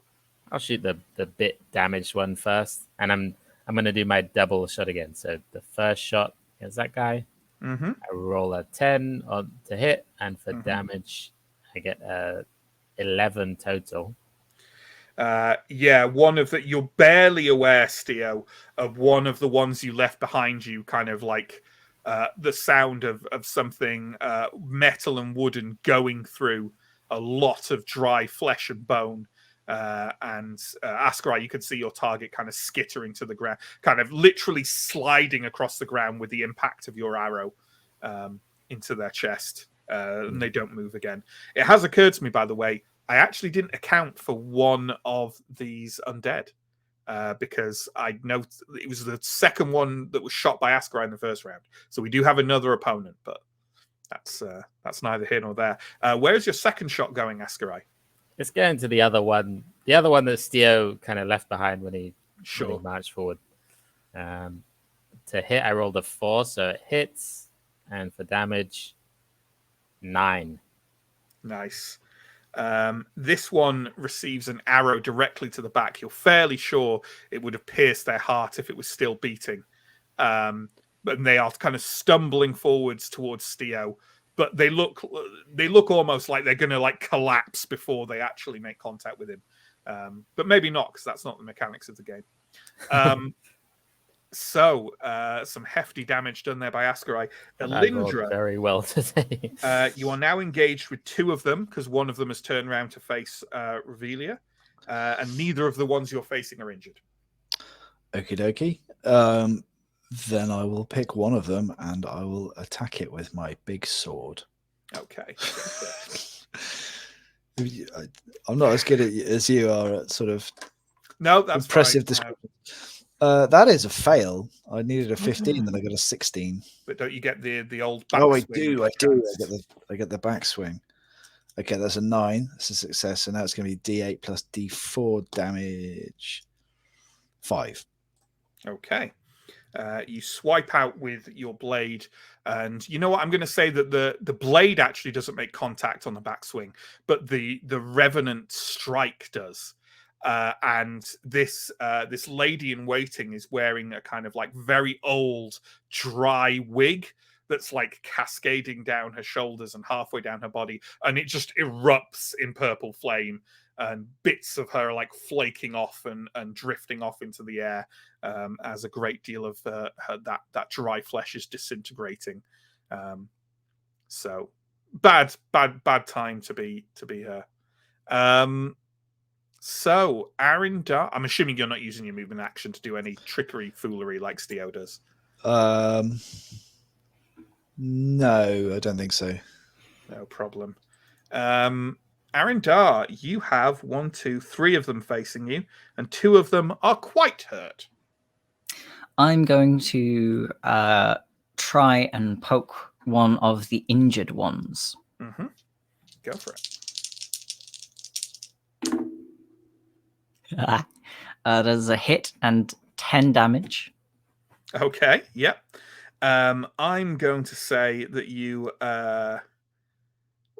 strike out with sort of that blade of yours again, and you're finding that you can run these people through, but honestly, it might just make more sense to lop bits off them. And with a slash of your saber, you take the top half of one's head off. And it cascades to the floor with surprisingly still some wet bits enough to splatter on the floor as it drops to one knee and then the other and then collapses. That must have been a slightly fresher one then. Slightly fresher one, maybe. Yeah, absolutely. Are you doing any kind of movement action or? I'm trying to think who else has people on them. Is it still 2 on? You have 2 on you.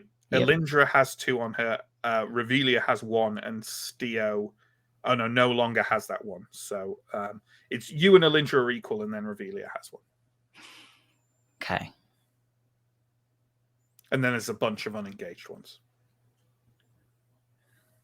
I think I'm gonna stay where I am. Okay, that makes sense to me. So we're on to the lords and ladies. So again, there are some random ones. I first am going to see whether the ones on the floor get to their feet in time to make an action, or whether they're spending this turn just straight up clambering up to their feet. So let me do a bit of rolling for them. I need to hit at 10. So one of them is up to their feet and ready to attack. The other one is not. I think it's safe to say the one that gets up to his feet, Steo is right there. It's going to try and engage Steo. As for the one I forgot in the first place, I'm literally going to completely randomize between the four of you who are kind of fighting up front. So that is Elindra. You are being engaged by one of them. You will get your long, so that's good. And then who else is there? The one that's disengaged from Steo. I think it's going to try and engage Steo again. I don't see any reason to randomize that one. So we've got a fair bit to do there. Elindra, let's sort yours first. Sure. So the one that's engaging you, go ahead and get a free attack. That's a pass on the attack. So that's going to be D12 plus D4 damage, which is 4 in total. Okay. So this one kind of clambers up after being punched down by Askarai's arrow, and you manage to kind of sweep and carve a big chunk out of their chest. They're mostly disincorporated, but they are still enough together to be coming at you. And they get that attack as well. So can you roll 3 defenses for me, please? Oh, gosh. Yes. So going for 13. Defenses at -1 because of -1. advantage. Okay, so 12. I get a 2, so that's a pass. 10, that's a pass. 16, that's a fail. Okay. So do you want to roll your armor for me, please? Sure. It's D8. 2. Okay. Basically, the one who has a hand kind of still tangled up in your hair is still kind of like yanking desperately. You can feel your scalp starting to give way at that part, like the nape of your neck. Some hairs have almost certainly come out, and it's just yanking the muscles of your neck. It's not holding you in place. If anything, you're dragging her around, but the weight is definitely not helping. So what was your armor roll there? 2? 2. Take 2 more toughness, please. Okie dokie. And then let's go to Arindar, because we love a bit of riposting. You have 2 defenses to make, please. Okay. At a -1 for their advantage. -1. Right. So my target is 13. That is a fail. That is a success. Okay, make that So- free attack back first, please. Okay. And this is at the unwounded one, unfortunately. That's a hit, but only 1 damage. Okay. You managed to just basically carve a little chunk of desiccated flesh out of one of their forearms. And could you roll armor for the other hit, please?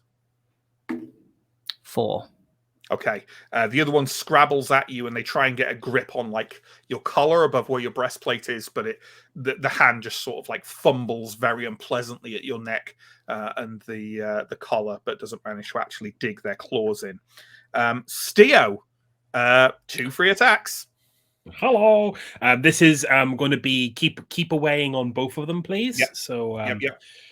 But from it's the still top, it's that still is- actually it still damages them if you hit it, right?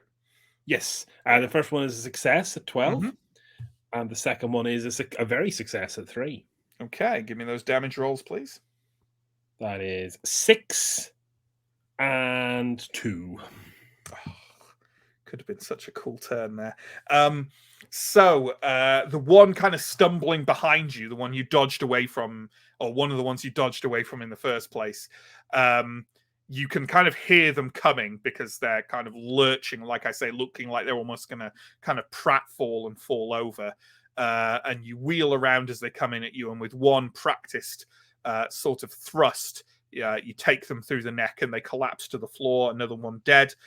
You wheel back round to see one of them kind of lurching up from the floor quicker than you might have anticipated, kind of from where they were partly crushed under the chandelier. And you whip round the kind of base of your spear and clock them really, really hard across the face, and they sort of reel back again out of like engagement range with you. So yeah, there we go. As for, and I think that's it, right? Yep, that's it for all their attacks. Steo, it's now your turn. None of them are engaged with you, but in front of you, there are two of them who've basically just clambered to their feet from being underneath the chandelier. They're both quite battered. I also have to roll my second of the 4 turns of healing.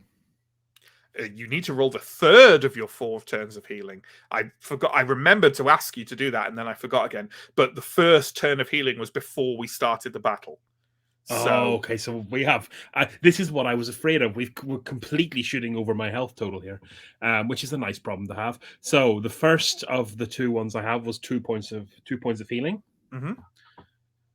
and then and the second another one point of temporary corruption is 4, which is meaningless because I'm already at my maximum. Okay, well then. But yeah, attacks. You have 2 in front of you. They're both quite battered. They've just clambered up from underneath the chandelier. I am actually, as much as this is probably going to cause a little bit of a headache for you, neither of them are of interest to me. I'm going to try and take one at advantage from Arendar. Okay, yeah. You can bound across to behind Arendar. Are you going to attack the one that's quite wounded or the one that's a little bit wounded? I think I'll go for the quite wounded one because my damage is lackluster. Yeah, sure. Absolutely. And you don't need to disengage, so you need to suffer a free attack. So you can attack at advantage because now 2 of you are on this one. So give me an attack at +2. +2. Oh, hello. Oh, there we go. This is a lot of dice. That damage is going to be plus a D4 and plus a D6. Oh, okay. +1 for deep impact. I have got 5 toughness, so I think. Can I feel this? Let's find out. 4 on the D10, which makes everything else irrelevant because the minimum roll now kills them. 1 on the D4, so that's 5 in total. +6 is now 9. +1 is 10.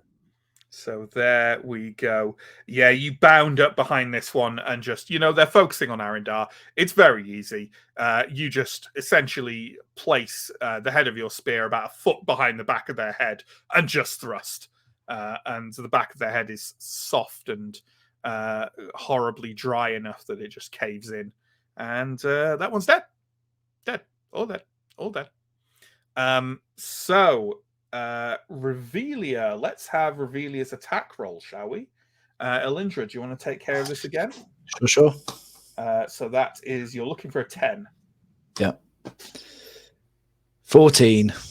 Shame. Okay. Yeah, she's focusing considerably on defense this time round and is just kind of fending off the creature, although, very capably. Ganderald, for his part, I can't be asked looking up his stats. So we'll just say that Ganderald takes a few steps forward towards the one that Steo has kind of left, one of the ones that Steo has left behind by the chandelier. And he just kind of steps forward and with more practiced skill than you would have anticipated,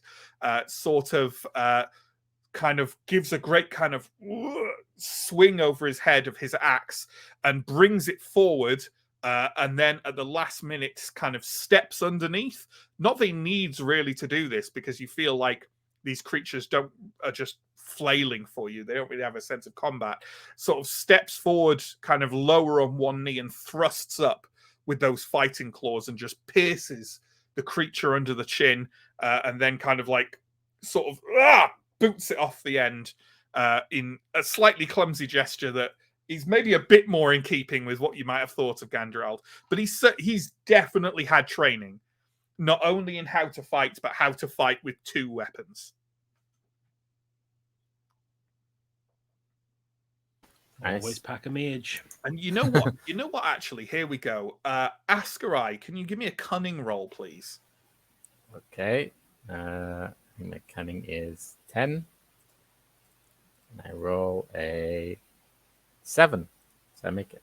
You don't know offhand which clan you might be thinking of, but the way he moves definitely reminds you of like barbarian fighting, which makes sense. He's almost undoubtedly been raised by a barbarian clan, just as you were. Yeah. So, Askai makes a mental note to ask Ganderold where he's from after we hopefully all survive. So one of those other undead is dead now. We're reaching end game here, folks. Let's see if we can wrap up this combat before the end of the session. Askarai, there are 3 of them facing Elindra. A couple of them are quite wounded. There is only 1 remaining facing Arin that's mostly intact. One of them is fighting Revelia, and one of them is has clambered up to its feet next to the chandelier, isn't engaging anyone. Pardon me, isn't engaging anyone, but is very near Ganderold. God, so many burps tonight. I'm sorry, folks. It's disgusting. I'm torn between making sure the person paying us doesn't die and helping Elindra.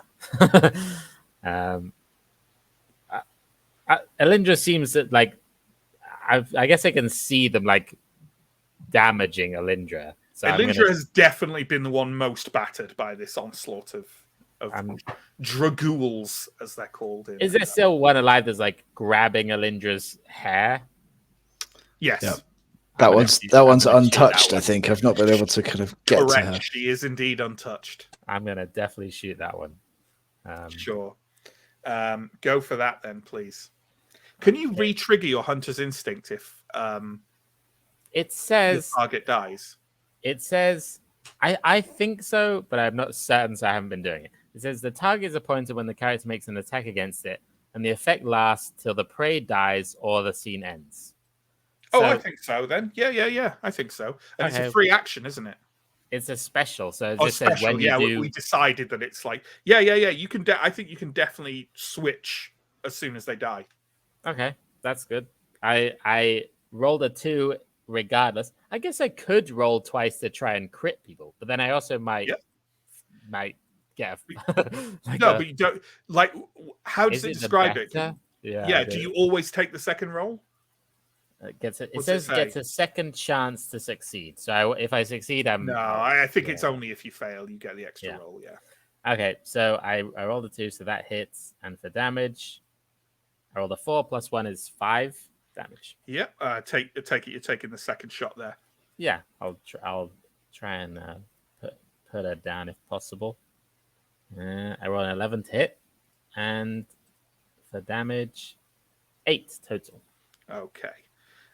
So, Elindra, you feel those claws tangled up in your hair go loose, and then like a sort of, thumping noise behind you. And it's only after the battle is over that you'll be able to turn around and realize that this your tormentor is lying on the floor with 2 arrows piercing them.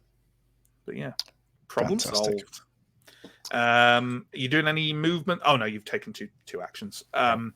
Elindra. Cool. So I'm engaged with 2 of these. Correct. Both of them a bit wounded. Okay. Well, in the interests of consistency, I'm going to go after the one that I set fire to a bit. Absolutely. Try and finish them off. Wow. Thanks, dice. Yeah, that's a fail on the attack roll. Okay. But the backswing. Backswing. Keep forgetting. That is a pass. Yeah, that's more like it, isn't it? Okay, so D8, D4, 5 damage. There we go, and that's what we need.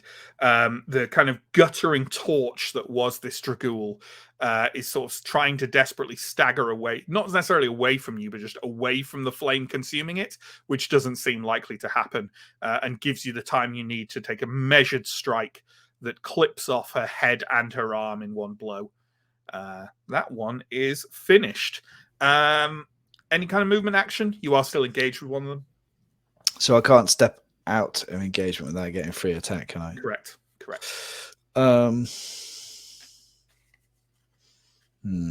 No, I guess I'm going to just stand my ground then. Sure.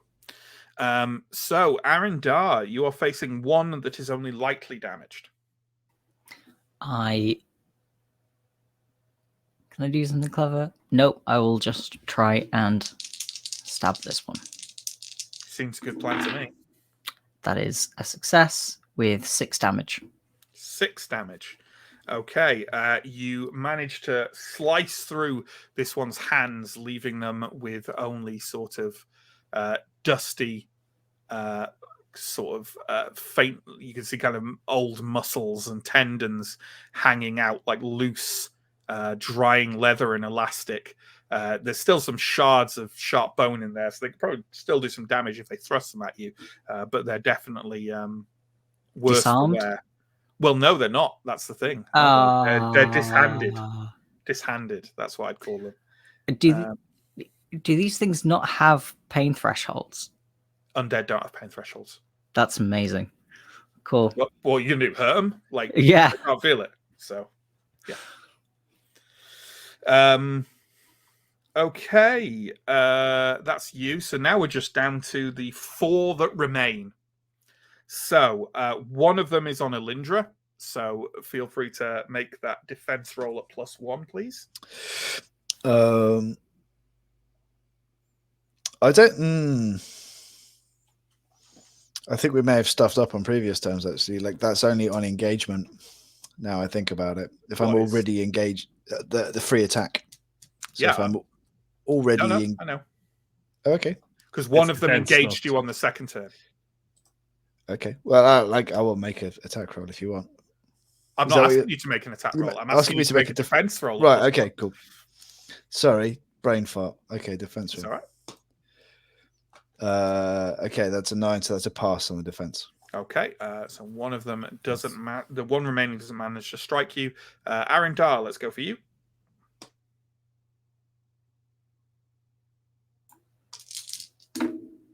That is a success. It's a +1 as well, remember, because now none of you are flanked. So yeah. Okay, so that's a free attack from you then. And 7 damage.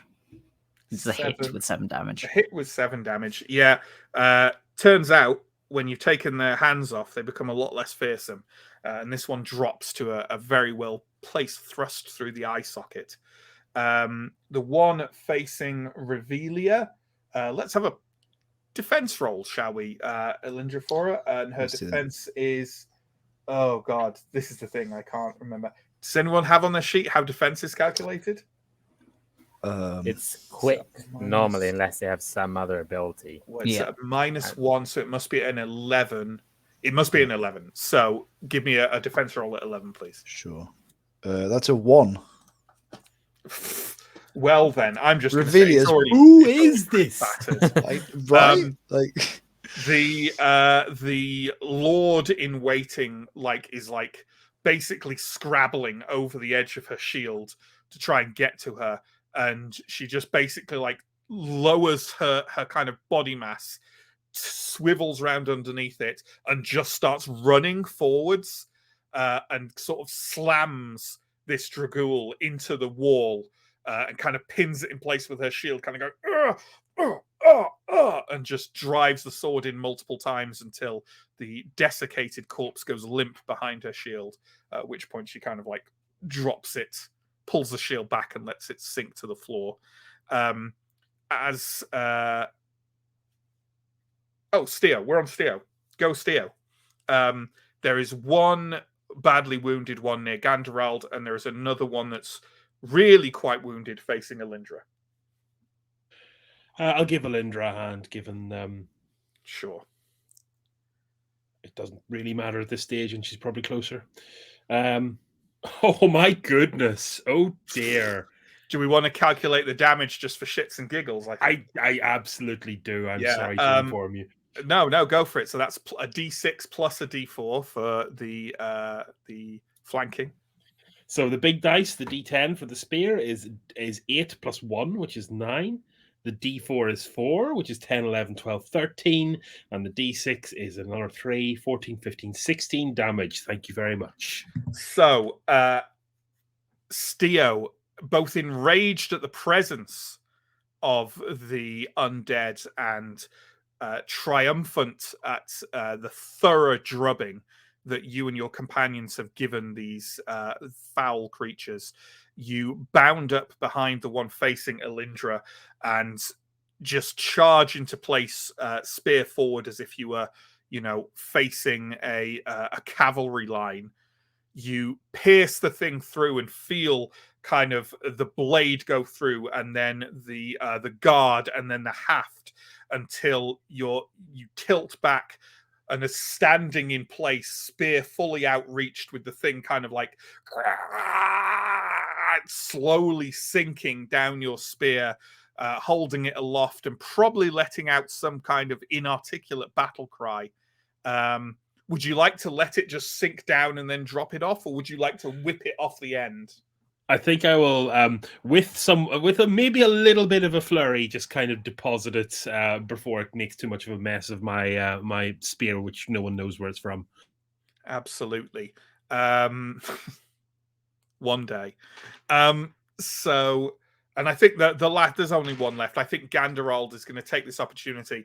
That this, the one remaining kind of whips round and sort of sees, probably without comprehension, but who knows, the rather dramatic fate of its fellow on the end of Steo's spear. And Ganderald takes the opportunity to duck down, kind of hook the creature's foot or ankle by the hook of his axe, and kind of drags it back, and then just the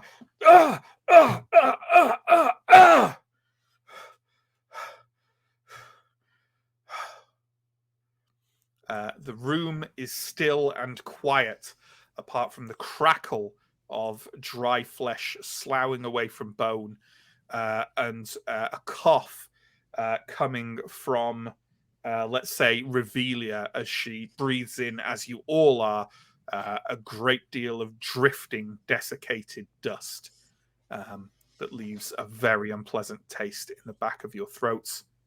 And I think that is a lovely place to end the session. Thank you so much, folks, for watching and for playing. If anyone's got any comments or questions, throw them in the chat for us. We will address them in due time. But first, some lovely promo. If you check below, you'll find all of our relevant links to Twitch, to YouTube. You watch this on one. Please do check us out on the other. In particular, our YouTube has a colossal amount of previous content on it. Lots of different systems, lots of different tales. At the moment, we're running 2 regular tales a week. Symbaroum is, of course, on Wednesdays, and Mondays will start up again next week, I think, with Johnny running Vason in a long-anticipated GM system combo. We have one of our Symbaroum crew on that, right? John's on it. Who else is in that? Who else is in that? Steve, Inga, Sam, but not that one. Inga, Justin. Yeah. That's everyone. I think that's everyone. Yeah. It'll be a good one. It'll be a very good one. I'm sure. I'm going to watch it myself. On top of that, we have monthly one-shots, which take us on a tour of lots of different systems. Lots of them on the YouTube to check out. Last month, we did Night of the Hogmen from the scenario for the upcoming Teeth TTRPG. And we also Johnny did a modern day Call of Cthulhu, like his space-based Flights of Fancy that he does with that. In October, we have another one-shot coming up from me on Saturday the 22nd. That will be Cyborg, the wonderful, gritty splatterpunk, cyberpunk, art punk spin-off from Morkborg. We're very much looking forward to that. We rolled up the characters today, and they are catastrophes. So that will be wonderful stuff. Yeah, I think that's all the promo, right? I was going to say Symbaroum will be off next week, and then I realized it's actually in about 3 weeks. So that just shows I have to go away for a work thing, people. And in my head, it's like now till forever, because it's like, oh, God. But it's not. It's not next week. We'll be on next week, probably, if everyone can make it. Yeah. Moving on, because I'm starting to embarrass myself. Comments and questions, please, John.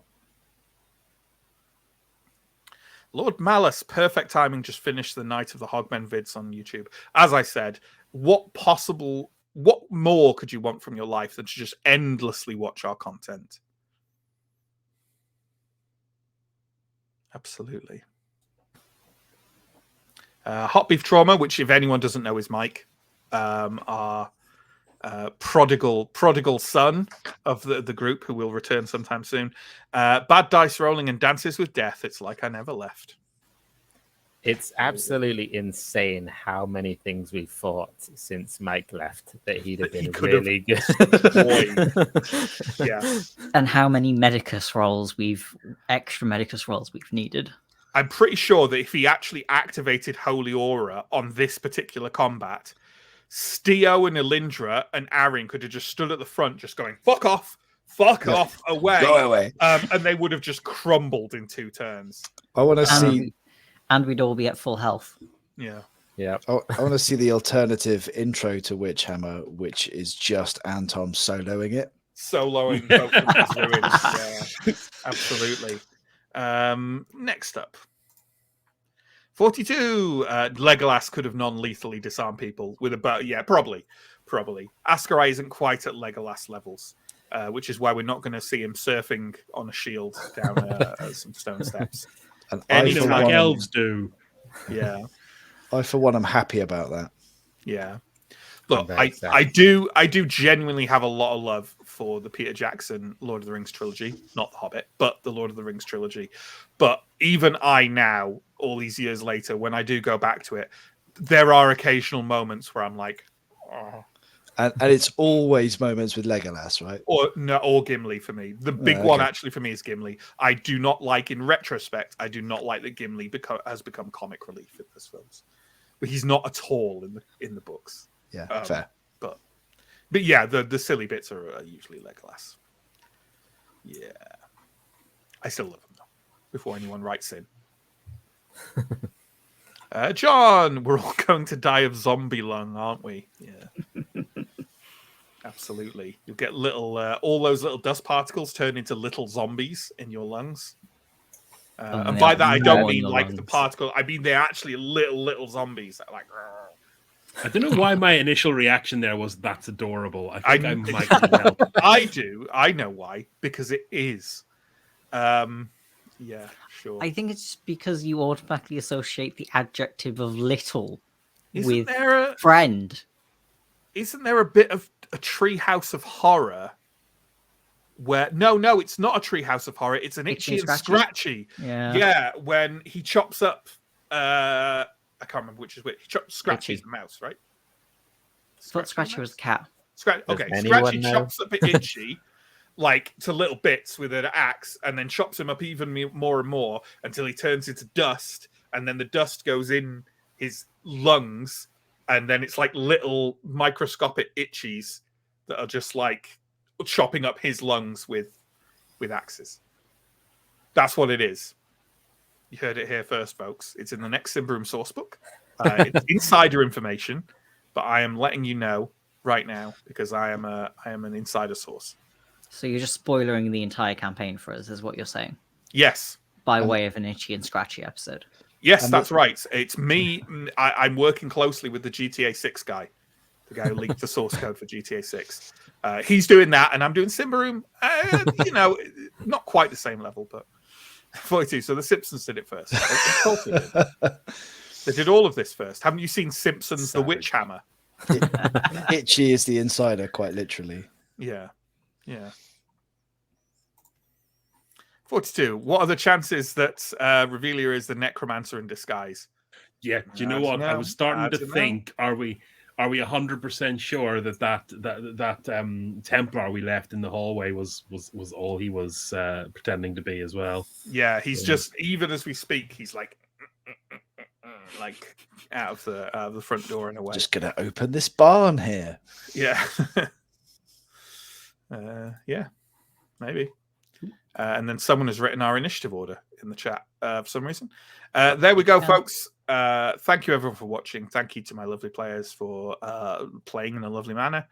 And we will see you next week for more Symbaroum. Will we reach the actual Witchhammer content in that session? Probably not. But we probably will the session after, I reckon. But here's the thing. What happens if the session after Mike comes back and we have to do Antom's bit? Then we won't reach Witchhammer until 2024. Do we still call it a witch hammer, though? Apparently we do, since I made that mistake on the first episode and we're still running with it. You're not beyond just having going and retitling all Going the and gods, retitling it all. I am very tempted. This is the Can bed we- you must lie in, Matt. But Can the we thing go is, back?